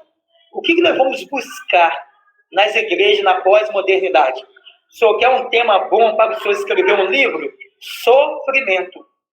O budismo é o que melhor trabalha com sofrimento. Não trabalha com culpa. O espiritismo não trabalha com pecado, com culpa. Porque muitos gostam do espiritismo. Porque o espiritismo não vai dizer assim, se arrependa, se converta, pede perdão a Deus pelos seus pecados, coloca isso diante de Deus que você está errado. A religião faz isso. A religião vai se encher, porque ela vai trabalhar com o sofrimento terreno, mas ela vai falar muito pouco de salvação, de remissão de pecado, de vida eterna, que isso aqui é passageiro, que ela deve se agarrar a Deus, contar com a graça dele. Quando você me pergunta como identificar o ceticismo de Tim Keller com a fé, a Bíblia diz que a fé vai diminuir, a igreja vai se apostatar, que o amor de muitos vai se esfriar. O que Tim Keller diagnosticou está escrito já. Aproximando-se aquele dia, muitos abandonarão a fé. Aproximando-se aquele dia, o amor de muitos vai se esfriar.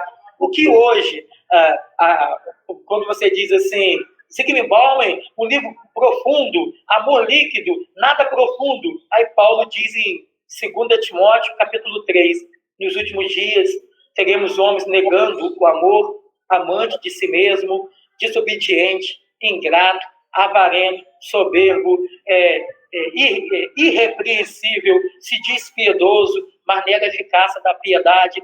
Paulo já estava demonstrando que teríamos uma rebeldia a tudo aquilo que me prende. Aí se você fala assim, e a liberdade? A liberdade é para massagear o nosso ego. As pessoas não querem estar presas, pastor Paulo, a nada. Ela só quer o seguinte, o que é que o pastor Paulo Monteiro Neto, o que o pastor Paulo Monteiro Neto tem a me dizer sobre o meu sofrimento? Agora você não vai poder dizer assim, o teu sofrimento é o teu pecado. O teu sofrimento é porque você não está levando uma vida santa. O teu sofrimento. Grave essa frase. Foi o título da mensagem que eu preguei ontem na PIB Farol. Melhor a sinceridade do que a infelicidade. Melhor a sinceridade do que a infelicidade. As pessoas estão buscando a não ser sincero e a infelicidade bateu a porta. Nós seremos bons pastores se demos receitas sobre o sofrimento. mas seremos maus pastores se dizer para ele o seguinte: o sofrimento é fruto do pecado. O homem santo e a mulher santa, a santificação não só te faz puro, como te faz feliz, como te ajuda a enfrentar o sofrimento. Quanto mais você se santificar, mais você estará preparado a enfrentar o sofrimento da vida. Então, se você me perguntar sobre o ceticismo, eu diria para você, o que está acontecendo é a morte da fé. O ceticismo não é apenas um desejo autônomo de não querer Deus. Não. O ceticismo está aumentando porque a fé está morrendo. A morte do autor, um livro que você me mandou em PDF, né? A morte do autor, foi você que me deu. A morte do autor, a morte da história, a morte da filosofia, a morte da razão, a morte da fé. Quando o Filho do Homem voltar, porventura achará fé na terra? Então, se você me perguntar o que é fé, fé é fato, é um acontecimento. Fé brota na gente quando eu digo: meu Deus, o Senhor tombou a muralha de Jericó. Meu Deus, eu creio que Jesus ressuscitou. Tu creres? Quem crê será salvo. Tudo é possível ao que crê. Então, eu preciso crer no acontecimento para que assim eu me torne testemunha de Cristo. O que é que eu sou na Terra? Eu sou testemunha de Cristo, viva de Cristo. Jesus, pastor Paulo Monteiro Neto, não está muito preocupado com o ensino que nós estamos ministrando. Jesus está preocupado se cada um de nós estamos sendo testemunhas dele. Em nada eu tenho a minha vida por preciosa, contanto que cubro com alegria a graça que a mim foi proposta, de dar testemunho da graça de Deus. Todo crente é uma testemunha viva. Eu tenho que dizer: eu me arrependi, eu me tornei uma nova criatura. Eu posso dar testemunho do que Cristo fez em mim. A maior doutrina que eu posso ensinar é eu mesmo ser um testemunho vivo da graça, do poder de Deus. Amém, pastor Elias. Então, ó, a Primeira Igreja Batista de São Luís e a Primeira Igreja Batista de Farol de São Tomé hoje estão mais conectadas do que nunca. Temos aqui irmãos da PIB de Farol e os nossos irmãos da PIB de São Luís, igreja que está realizando essa live cristã. Pastor Paulo, irmão lá da Igreja Batista em Campo Novo, o cantor Lucas França. Agora. Lá é seu amigo. Ah, meu amigo também. Eu Lucas sei. França. Você sabe que o Lucas França é da onde? Da onde? É de Mergulhão, de onde eu nasci. Pode, porventura, ver alguma coisa boa de Mergulhão? A Lucas França aí. Mergulhão, gente. Faz não.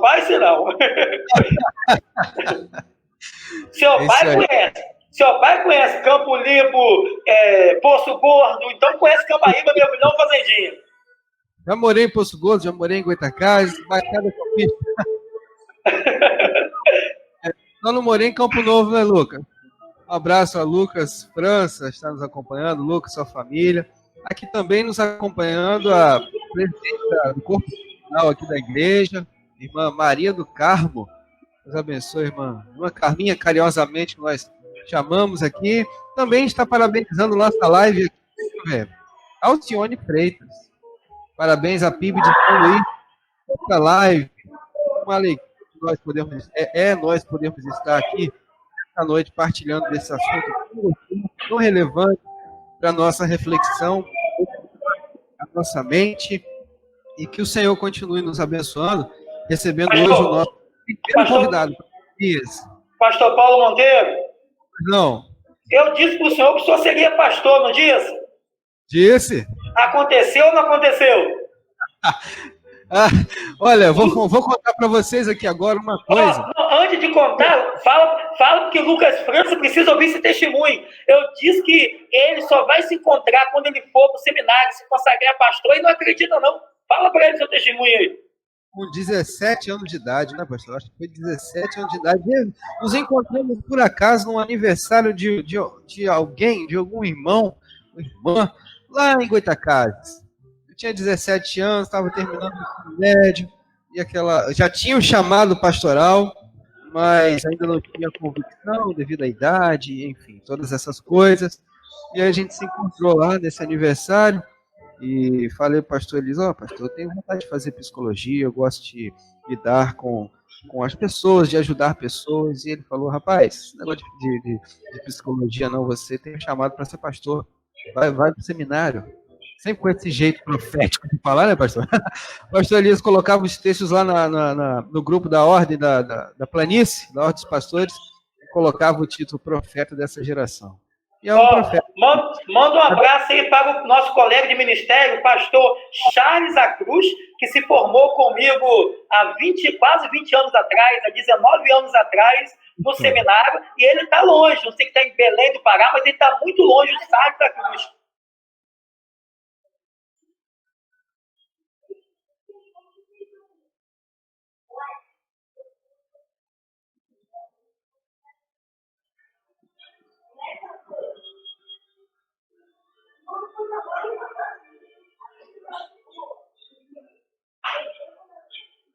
Alô, pastor Paulo? Eu acho que o pastor Paulo perdeu a conexão, né?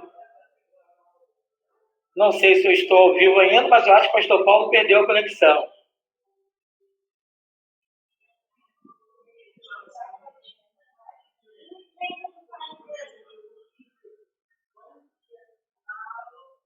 Não sei para você aí. Você que está ao vivo, está me ouvindo? Você que está ao vivo, está me vendo, está me ouvindo? Pastor Paulo, acho que ele perdeu a conexão. Se você estiver me ouvindo, ainda está ao vivo, pastor. Então, Lucas França, enquanto o pastor Paulo volta, a livre é dele. Eu, convidado, fiquei e ele saiu. Ele está em São Luís, no Maranhão. A igreja aí fica ao lado da casa da minha avó. Ô, meu pastor, Deus abençoe. Bom, eu, convidado, fiquei ao vivo, e o pastor que fez em São Luís saiu do ao vivo. Enquanto ele não volta, eu estou com vocês. Um abraço, então, lá para São Luís, no Maranhão, para São Luís, aqui perto de Cardoso Moreira, a tia a casa da minha avó, perto da casa da avó do nosso amor, nosso irmão, pastor Charles Acruz. Deus abençoe em nome de Jesus. Estará em Seropédica também nos assistindo, minha prima Luana Viana. Enquanto o pastor Paulo Monteiro não retorna, eu vou mandando um abraço e você diz aí, estamos juntos ainda. O pastor, cadê o senhor? Deixou o convidado, saiu da live? Olha, a nossa internet aqui caiu o sinal. Então a gente depende do nosso sinal. Mas eu fiquei mandando um abraço para o senhor, O programa é seu, pastor Elias.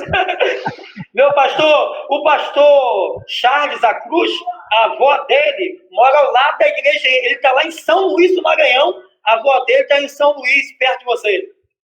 Olha aí, que benção. Ele disse que já esteve aqui em São Luís, não é isso? Isso. Pastor Charles Acruz, grande abraço aos irmãos que estão conosco aqui. Pastor Maria vem aqui comentando, pastor Elias. Luana acompanhando a gente, boa noite. Luana Seropédica. Sim. Luana Seropédica. Sim, aqui aparece para mim Luana Viana. Isso, Luana Viana, é o meu nome, Elida Manuel Viana é minha prima, lá em Seropédica. Opa, Deus abençoe, Luana, um abraço. Nobel Batista, também saudando aqui o pastor Elias e o programa Cultura Cristã da Primeira Igreja Batista de São Luís, hoje recebendo um convidado especial, primeiro convidado do Cultura Cristã, pastor Elias do Amaral Viana, partilhando com esse tema. Posso responder a pergunta da Kátia Valéria Menezes?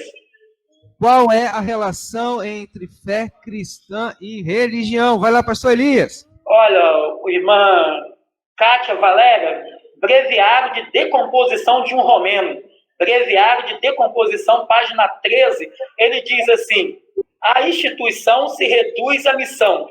Morrendo a missão, morre a instituição. A instituição batista, ela mantém a missão. Mas quando a gente não se preocupa com a missão mais de evangelizar o mundo, missionário, a instituição morre, a denominação. Qual é a relação agora da fé com a religião? Morrendo a fé, morre a religião. A religião é a fé. Não existe assim, fé é uma coisa, religião é outra. Religião é a fé. A religião é a manutenção da fé. Então, quando você me pergunta assim, qual a relação da religião com a fé? Não tem como separar. Ou seja, sem fé, não tem religião. A religião é para manter o que cremos. A religião é para manter a fé. Não existe religião onde não existe uma fé para ser mantida. Se eu tenho uma igreja e aquela igreja não vive dentro de uma atmosfera espiritual, aquela igreja não vive por fé em Cristo, ela não é uma igreja, ela não é uma religião. Ela só pode se denominar religião quando ela está envolvida na manutenção da fé. Enquanto ela não estiver envolvida na manutenção da fé, ela pode ser uma sinagoga de homens, ser uma sinagoga até de demônios, mas não é uma religião. A religião só é religião quando ela está mantendo a fé. Então, qual é a relação da religião sem a fé? A resposta é a seguinte: sem a fé, a religião morre. E onde não tem fé, pode ser qualquer outra coisa, menos religião.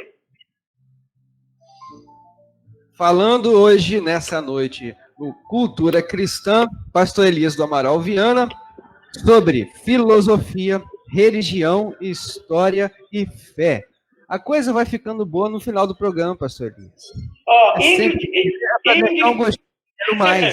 Ingrid Barro Cantão e Cléber Cantão, um abraço para ele, do Ministério de Louvor Nosso, Atos Profético. Ingrid Barros Cantão e Cléber Cantão. Amém. Recebe um abraço aí da PIB de São Luís e PIB Farol de Santo Tomé, Ingrid Barros. Deus abençoe também conosco aqui. Deixa eu ver, perdi aqui nos comentários. Prima da minha mãe, da irmã Dilânia Pereira. Cadê você? Cadê você? Sumiu daqui. Prima, elas estavam falando aqui agora. Sumiu da minha. As coisas aqui. Prima, com a gente aqui em Cimere Carneiro. No Cimere Carneiro, um abraço a vocês, todos os nossos amigos e irmãos conectados aqui no Cultura Cristã, recebendo o pastor Elias, e a gente vai caminhando para o final do programa, pastor Elias. E eu quero trazer aqui, para este final, o texto bíblico de 1 Timóteo 4, a partir do verso 1, que diz: o Espírito diz claramente que nos últimos tempos, alguns abandonarão a fé, e seguirão espíritos enganadores e doutrinas de demônios.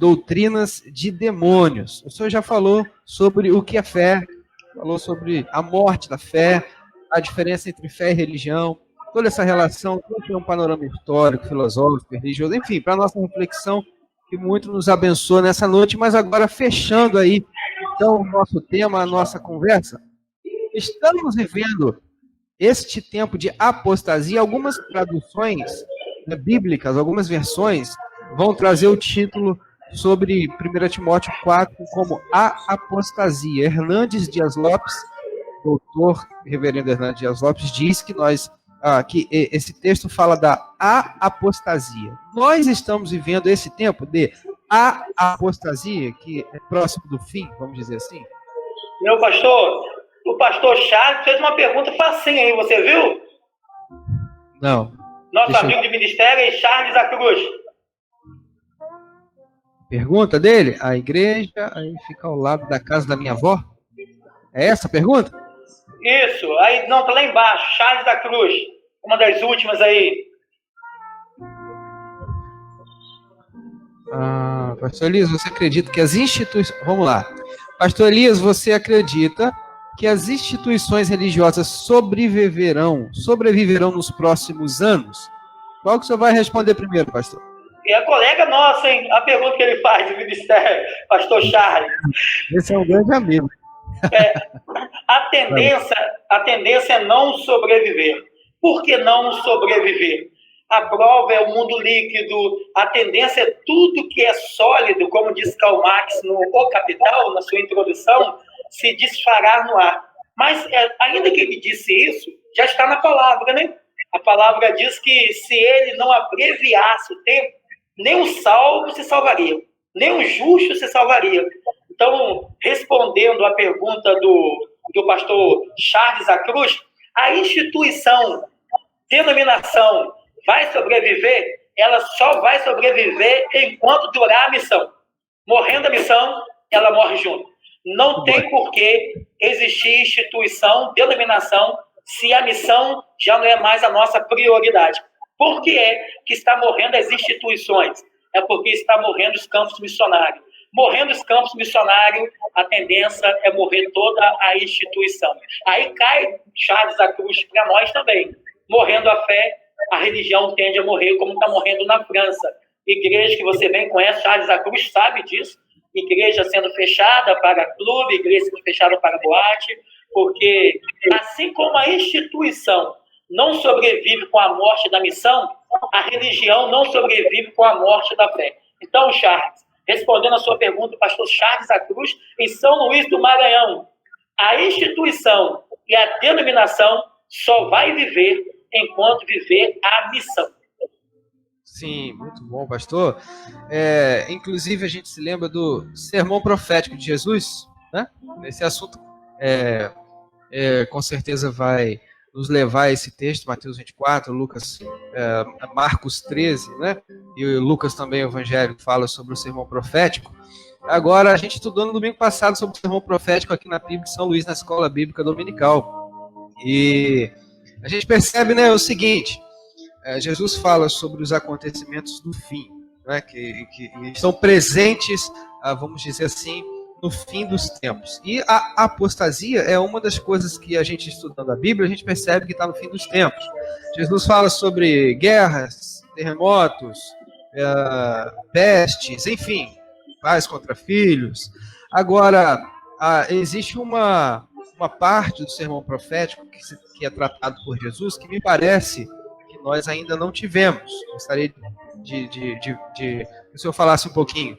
A gente passou um pouquinho do horário, mas a gente está vendo que o pessoal está ligado e a gente vai aqui continuar um pouquinho. Eu estou sentindo que você está me explorando. Rapaz, tem que explorar, rapaz. Meu pastor, eu acredito... Pode falar. Concluindo só a minha pergunta. Jesus em Marcos 13, falando sobre o sermão profético, chega uma parte depois que ele fala sobre esses sinais que a gente está conversando aqui agora, que expomos, ele fala sobre os eventos cósmicos, né? Marcos 13, 24, naqueles dias de tribulação, o sol se escurecerá, é isso, a lua não dará sua claridade, as estrelas cairão do firmamento, os poderes dos céus serão abalados. Me parece em que período nós estamos da história? Um período de sobreaviso, estejais sobre aviso, é o que Jesus fala, né? Porque parece que esses acontecimentos, no fim, eles já estão acontecendo de fato, só falta, na verdade, os acontecimentos cósmicos, de ordem cósmica. O sol, a lua, as estrelas, os firmamentos, é isso? Sobre a volta de Cristo, nós não precisamos ficar angustiados. A carta aos Tessalonicenses, quando Paulo fala da volta de Cristo, os irmãos pararam até de trabalhar, esperando a volta de Cristo. Nós não precisamos fazer assim, porque quer dormamos, quer estejamos acordados, nós estamos no Senhor. Então, se nós estamos no Senhor, quem está em Cristo, nenhuma condenação há. Não precisamos ficar preocupados com a volta dele. E também, se ele dá alguma indicação para a volta dele, não será um mundo tenebroso, porque no mundo tenebroso a tendência é a gente buscar ao Senhor. Na dificuldade, nós buscamos ao Senhor. Na tribulação, a igreja cresce. Ele diz assim, dos pais da igreja, ele diz assim, não é Tertuliano não, é um outro pai, que ele diz assim, o sangue dos mártires é a semente do evangelho. A perseguição aumenta a igreja, e não diminui a igreja. Mas, 1 Tessalonicenses, capítulo 5, versículo 3, quando todos disserem a paz e segurança, virá repentina destruição. Nós caminharemos para um mundo seguro, nós caminharemos para um mundo europeu, um mundo com mais mordomia. O anticristo não vai vir com tridente, não vai vir com chifre. O anticristo, ele vai sentar no trono de Deus, ele vai sentar como se fosse o próprio Deus, com prodígio, com sinais, com poder. Nós não estamos caminhando para o mundo tenebroso, no sentido de tribulação. Nós estamos caminhando para o mundo onde o anticristo vai tentar ser o nosso Deus. Ele vai fazer um trono aqui na terra, e a Bíblia diz que ele vai sentar na cidade santa, e vai sentar como se fosse o próprio Deus. E se Deus não remisse o tempo, até os santos, os salvos, não se salvariam. Porém, o que isso deve me amedrontar? Em nada.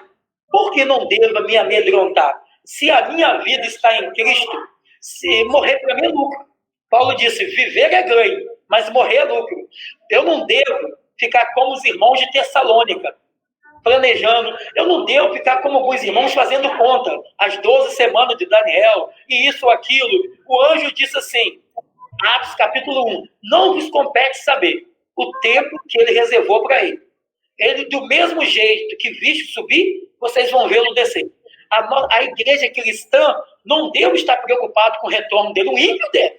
O ímpio deve. Por que o ímpio deve? Porque ele fica. Nós somos as 5 virgens prudentes que estamos com a botija cheia. Mas as 5 virgens prudentes devem estar preocupadas. Mas nós não. A igreja do Senhor não deve estar preocupada. Porque nós estamos lutando do lado certo. Como nós estamos lutando do lado certo, eu devo ficar despreocupado com o sermão profético de Cristo. Ele é o meu refúgio, ele é a minha fortaleza. Assim como ele ressuscitou, eu vou ressuscitar. Se ele vier hoje, ou vier daqui 1000 anos, eu não vou negá-lo, eu vou estar com ele na glória. Ele já perdoou todos os meus pecados, porque eu me converti de todo o meu coração. O cristão não deva fazer conta para ficar dizendo assim, ele vai vir semana que vem. O cristão deve estar preparado como se ele viesse hoje. Basta a cada dia o seu mal. Porque Jesus, no mundo, ele pode vir numa data que ninguém sabe. Mas eu posso, mas ele pode vir só para mim. Se eu morrer hoje, Jesus voltou para mim, porque eu parti. Tem gente preocupada com o dia que ele volta, mas não está preocupado se partir daqui eu tenho encontro com ele. Se eu partir agora, ele voltou para mim. Eu tenho encontro com ele. Mas em que eu me descanso?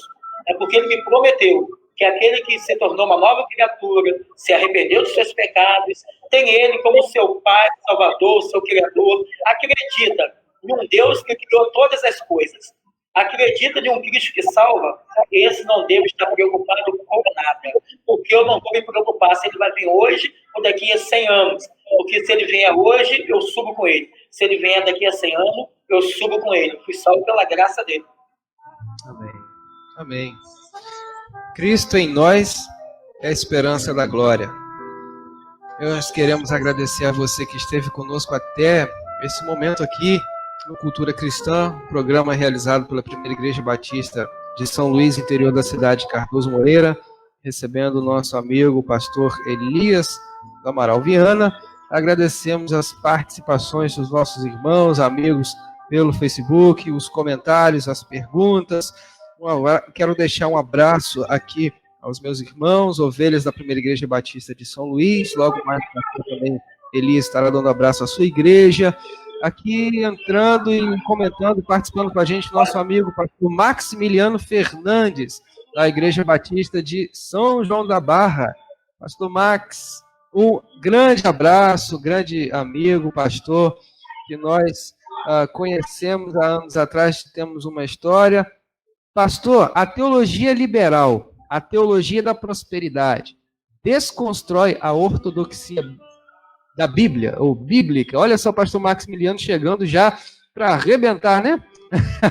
Perguntando, pastor Elias Amaral Viana, pastor, a teologia liberal, a teologia da prosperidade, desconstrói a ortodoxia da Bíblia? Para encerrar, pastor, a gente precisa correr para fechar aqui.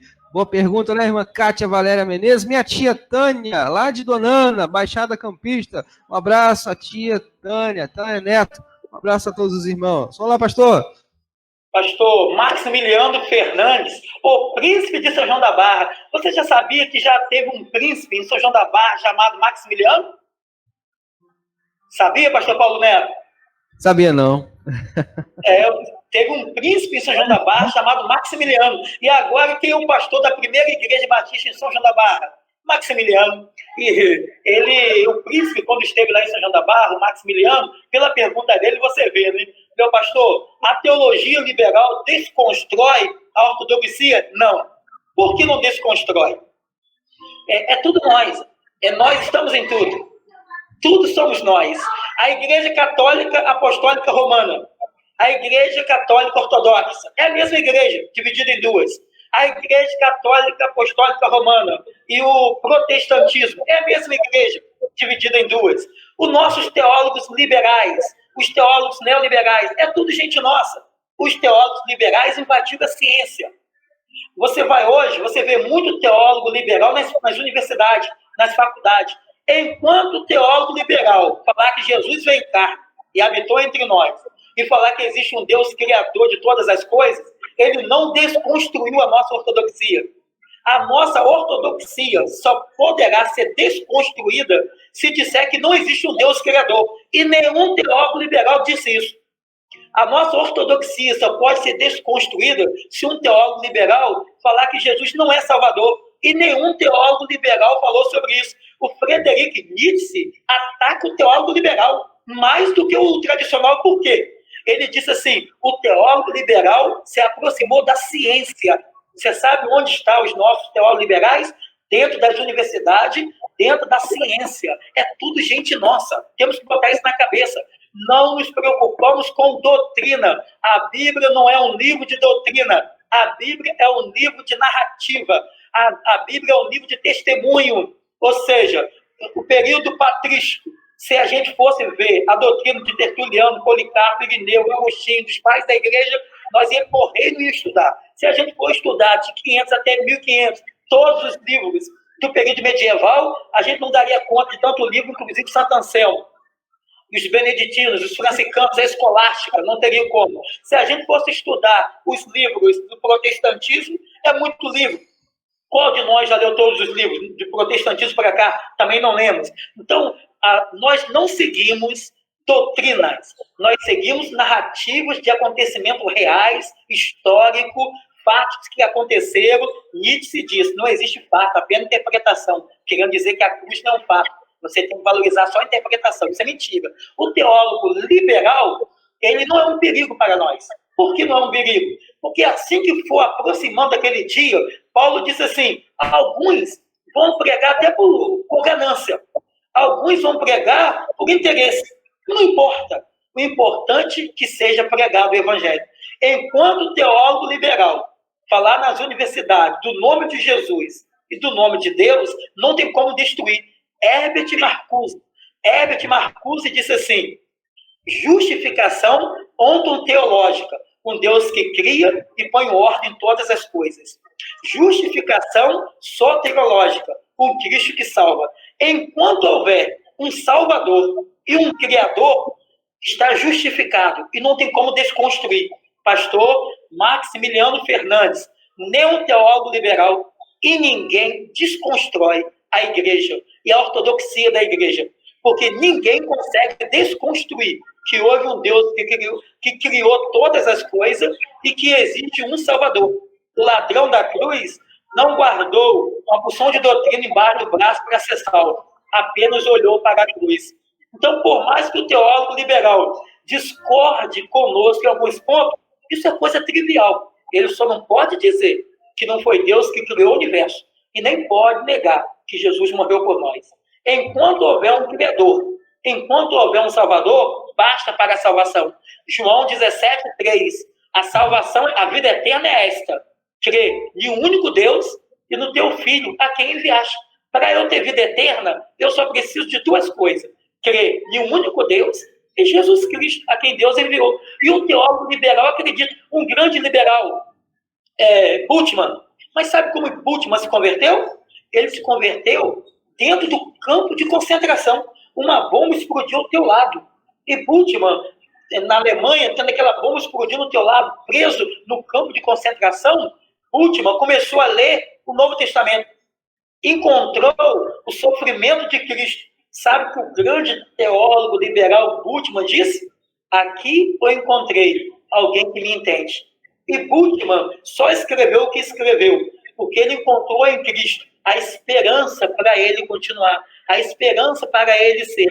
Então, o que nós temos que entender é que as nossas doutrinas não nos salvarão. E nós temos um livro de doutrina que nenhum homem é capaz de ler, mas o suficiente da nossa base cristã, da nossa ortodoxia, é que existe um Criador, justificação ontológica, onto-ser, tel, Deus, logia, o estudo do ser Deus, justificação soterológica, sótero-salvação, Jesus Cristo como nosso Salvador.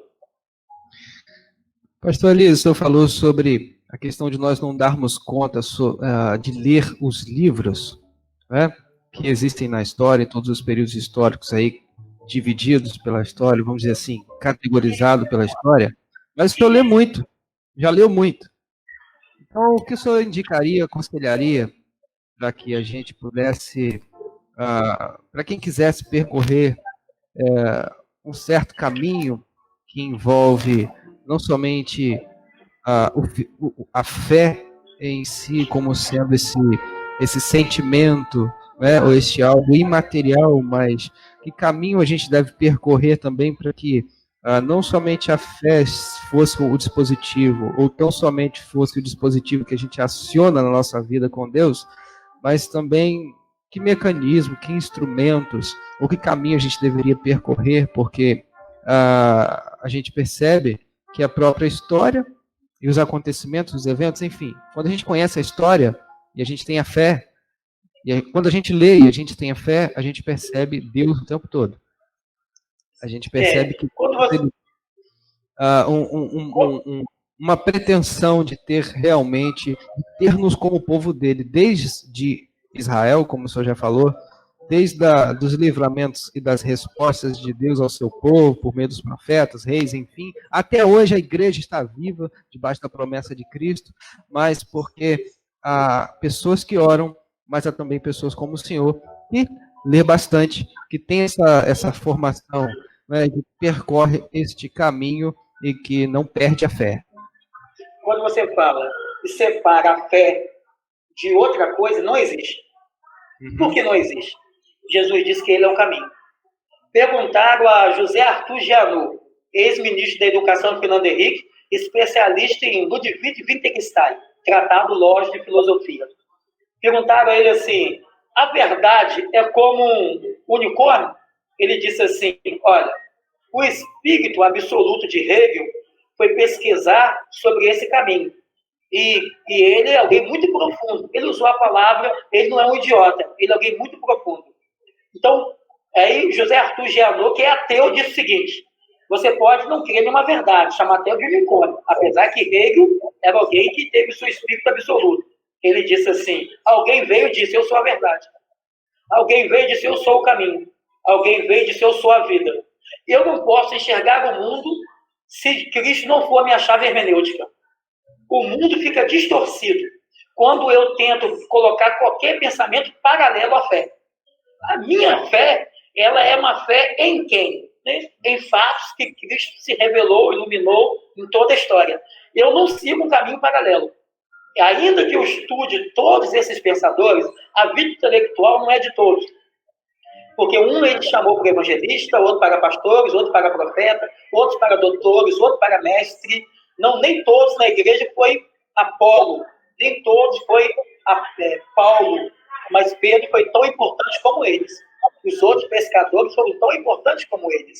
Então a vida intelectual não é uma questão de querer, é uma questão de dom. Um chamou para isso, e o outro ele chamou para aquilo, e Romanos 12 diz que cada um deva saber na medida da fé. Porque se eu não tiver fé e meu dono for aquele, o meu próprio conhecimento pode me trair.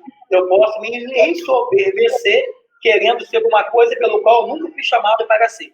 Não existe caminho paralelo à fé. Na verdade, todos esses que eu leio, que não estão em comum com a fé, eu descarto. Todos esses que eu leio, que Cristo não é chave hermenêutica na vida deles, não há importância para mim. Eu não tenho nenhuma importância por Nietzsche. Eu não tenho nenhuma importância por Schopenhauer. Eu não tenho nenhuma importância por Deleuze, por Foucault, por Guattari. Não tenho nenhuma importância por eles. Aí você me pergunta por quê? Porque a partir do momento que alguém interpreta o mundo onde Jesus não é a sua chave hermenêutica, ele não vai ter uma interpretação real da vida. Porque Jesus diz que ele é a verdade, que ele é o caminho. Jesus diz que é ele que vai nos mostrar a direção certa. E se eu não tê-lo como a minha chave de interpretação, eu estou cego. Então, eu tenho que entender. Eu tenho um caminho a trilhar. Todas as outras coisas podem ajudar a minha compreensão dessa chave hermenêutica, mas jamais eu vou pelo outro caminho, porque alguém disse, eu sou o caminho, e eu não quero sair desse caminho, porque se eu sair desse caminho, eu estou pegando atalho. O caminho só tem um, o resto é tudo atalho. Desde a eternidade, tudo é sobre Jesus. É o alfa, o ômega, primeiro e derradeiro. Sem ele, nada do que foi feito. O mundo, hoje, tem que agradecê-lo, porque se não houvesse, desde a fundação do mundo, o Cordeiro para morrer em nosso lugar, o mundo não existiria. Então, como é que eu posso interpretar alguma coisa de uma forma real sem ele? Por isso que eu não valorizo Felipe Pondé com charuto, jogando fumaça para todos os cantos, com charuto e falando de fé, se não é um homem que acredita nem em Deus. Não terá uma interpretação real do que está acontecendo. Pastor, a igreja, quando ela não está vivendo a comunhão, quando ela não está sendo movida pelo ambiente espiritual, ela nem enxerga o caminho direito. A vida nossa cristã, se a gente já diz que não acredita em Deus, como nós vamos enxergar também o caminho direito? Jesus é o caminho. E funciona tudo dentro de uma espiritualidade. E quando eu me proponho acreditar que o mundo tem algo a oferecer paralelo ao cristianismo, que me fará inteligente, quem me faz inteligente é o cristianismo. Os homens mais sábios estão na igreja. Os menos sábios estão no mundo. Os homens mais sábios são crentes. Porque ocultaste as coisas aos sábios entendidos, mas as revelaste aos pequeninos. E os sábios entendidos não querem chegar até Cristo, disse Santo Agostinho, porque ele é manso e humilde de coração. Conversando e conversamos sobre filosofia, religião, história, fé e etc. nessa noite, aqui no Cultura Cristã, programa da Primeira Igreja Batista de São Luís, interior da cidade de Cardoso Moreira, hoje recebendo o convidado o pastor Elias do Amaral Viana. Manda um abraço ao nosso querido pastor Jackson, da Juventude da Associação Jackson Gomes. Pastor Jackson Gomes. Deus abençoe, pastor. Deus abençoe, meu amado, você que está aí conectado com a gente. Vai casar em breve. Vai casar com pandemia ou sem pandemia. Vai casar na marra. É isso aí, pastor Elias. Pastor Elias, o senhor me lembrou de uma coisa quando o senhor falou. O senhor disse para mim quando eu era novinho que eu seria pastor e eu não tinha nem noção direito do que era. Mas enfim, eu já ia trabalhando. O senhor não parou por aí, não. O senhor lembra o que o senhor falou? Lá quando o senhor estava dando aula no Cefol, na Primeira Igreja Batista de Campos, lá no pátio da igreja. Pastor Elias falou assim, você ainda vai ser doutor em teologia. Eu acho que eu não sabia nem o que era um doutorado direito. E hoje está aí fazendo letras. A gente está fazendo letras, né? Eu gosto da letra. E qual o seu nome? Qual o seu nome? Meu nome? Meu nome é Paulo, rapaz. Paulo estudou com Gamaliel, né? Paulo era um homem que sabia da filosofia. Rapaz, Gamaliel está aqui nessa live hoje. Meu vice-presidente, Monsione de Freitas, meu pastor Elias, está havendo exploração. Tá vendo que é exploração? Aí, tá vendo? Exploração. O pessoal está aqui chegando e a gente fica empolgado com a presença de todo mundo aqui. Irmão, Simone, de 1 hora está indo para 2, não só. Falta 4 minutos para 2 horas. Meu Deus. Olha, um abraço a todos os irmãos aqui nos acompanhando, de perto, de longe. A gente toda quinta-feira está aqui no Cultura Cristã, hoje recebendo pela primeira vez nesse novo formato, com legenda e tudo mais, aprimorando um pouco aqui o nosso programa e agradecendo a você, Lucas França, Roberto Bonfim, e demais irmãos, amigos daí, daqui, de perto e de longe, todos vocês que nos acompanharam nessa live, recebem o nosso abraço. A Primeira Igreja Batista de São Luís é uma igreja que ama você. Nós temos aqui esta live toda quinta-feira porque nós chamamos e nós queremos partilhar a palavra de Deus. E hoje nós tivemos uma aula nessa entrevista aqui sobre filosofia, religião, história, fé, teologia, igreja, enfim, sobre todos os ismos e ias que a gente poderia falar essa noite aqui, mas foi um prazer receber o pastor Elias do Amaral Viana, pastor Elias e todos vocês aqui com a gente conectados nessa live no Cultura Cristã. dessa quinta-feira. Quinta-feira que vem tem mais. Ainda não sabemos qual será o tema, mas você já pode colocar na sua agenda e estar com a gente aí todas as quintas, às 19h30, Cultura Cristã. Esse programa é realizado pela Primeira Igreja Batista de São Luís, por enquanto, apenas no Facebook. Quem sabe em outra plataforma daqui para frente. Mas que Deus abençoe sua vida, tô feliz. Seus cumprimentos finais aí. Eu gostaria, pastor Paulo, de falar do título dos meus livros. Posso? Pode. Então, título de alguns livros em e-book e PDF. Alberto Ribeiro Lamego, Gente da Gente. Pode encontrar no Clube dos Autores, como na Amazon. Quer saber sobre a história de Campo dos Goitacazes? Alberto Ribeiro Lamego, geógrafo, geomórfolo, um grande homem, tem um prêmio Lamego em Campos. Livro para ser impresso, também Alberto Ribeiro Lamego. Qual será o nosso destino na Terra? Aqui eu tenho como base Altino Gomes Coelho Filho, mas tem o Hernando Dias Lopes, Augusto Nicodemos, é o nosso rabino de São Paulo, o Roberto, tem aqui o Evaldo Harari, o homem também, Paul Young, o homem que fez aí a cabana, tá tudo. Qual será o nosso destino na Terra? Também o PDF, como também e-book para ser impresso, inglês e português, O Dia que a Terra Parou, que é o livro que fala sobre o Covid-19, também tem o Clube dos Autores e por aí vai, você pode estar lá.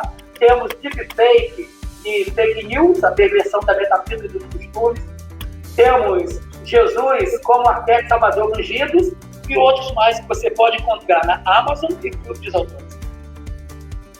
Amém, pastor. Eu agradeço, pastor Paulo Monteiro Neto, por ter me convidado. Muito obrigado por essas 2 horas, fazendo agora 2 horas de live aqui comigo. Que Deus lhe abençoe. Obrigado pelo convite. Acredito que ainda vou chamá-lo de doutor mesmo. Você está no caminho, já está fazendo letras, breve o mestrado, depois o doutorado. E vai por isso aí. A vida intelectual é um chamado de Deus e requer uma grande concentração. Que Deus possa abençoar na sua jornada, na sua caminhada, um pastor jovem em uma igreja centenária. Então, Deus te abençoou muito. Obrigado, pastor Elias, por ter ficado conosco aqui essas 2 horas, sendo explorado aí. Mas ficamos felizes aqui, a nossa líder dos jovens aqui da igreja, Kátia Valéria, dizendo assunto para lá de metro. Verdade, muito bom. Os irmãos já parabenizando a live. Muito obrigado a todos mais uma vez. Não quero aqui ser redundante, mas um grande abraço a todos vocês. Que Deus os abençoe. Eu gostaria de orar pela sua vida agora, para que a gente possa encerrar esse nosso encontro. Pai amado, Deus querido, em tuas mãos está o controle da nossa vida, está o controle da história. Os nossos dias estão contados, estão escritos no teu livro, Senhor. Muito obrigado, Senhor, por ter nos permitido este encontro, essa live, essa transmissão, nesse programa que realizamos aqui na tua igreja, a fim, Senhor, de exaltar o teu nome, a fim, ó Deus, de trazer edificação para a nossa alma, para que possamos cada dia andarmos na tua presença e sermos lançados para o centro da tua vontade. Seja, Senhor, com a Primeira Igreja Batista de São Luís, com cada membro, cada ovelha desse rebanho, assiste com o teu poder, com a tua misericórdia, com a tua intervenção, ó Pai, em nome de Jesus, pois o Senhor conhece a realidade, a necessidade, a história e aquilo que nós precisamos, tu sabes muito bem. Coloca em tuas mãos a vida dos nossos amigos e irmãos também que nos acompanharam nessa transmissão. Ó Deus, que o Senhor os abençoe, os guarde, os protege e toda a sua família. Obrigado, Deus, pela vida do pastor Elias. Ó Deus, estar conosco aqui neste momento tão especial, ó Deus, importante para nós, para a nossa igreja, para a nossa vida. Juntamente do teu servo também a tua esposa, a pastora Gisele, seus filhos, ó Pai, seja com a sua casa, a sua família, o teu ministério, a sua igreja, a Primeira Igreja Batista Farol de Santo Tomé. Que o Senhor abençoe o teu povo, Senhor, espalhado pela face da terra. Que o Senhor nos permita cada dia sermos, ó Pai, instrumentos do Senhor, referências do Senhor, onde pisarmos a planta dos nossos pés. Muito obrigado por tudo, por este Cultura Cristã, por essa noite de quinta-feira. Guarde-nos na tua presença sempre. Oramos em nome de Jesus, com perdão de nossos pecados. Amém. Amém.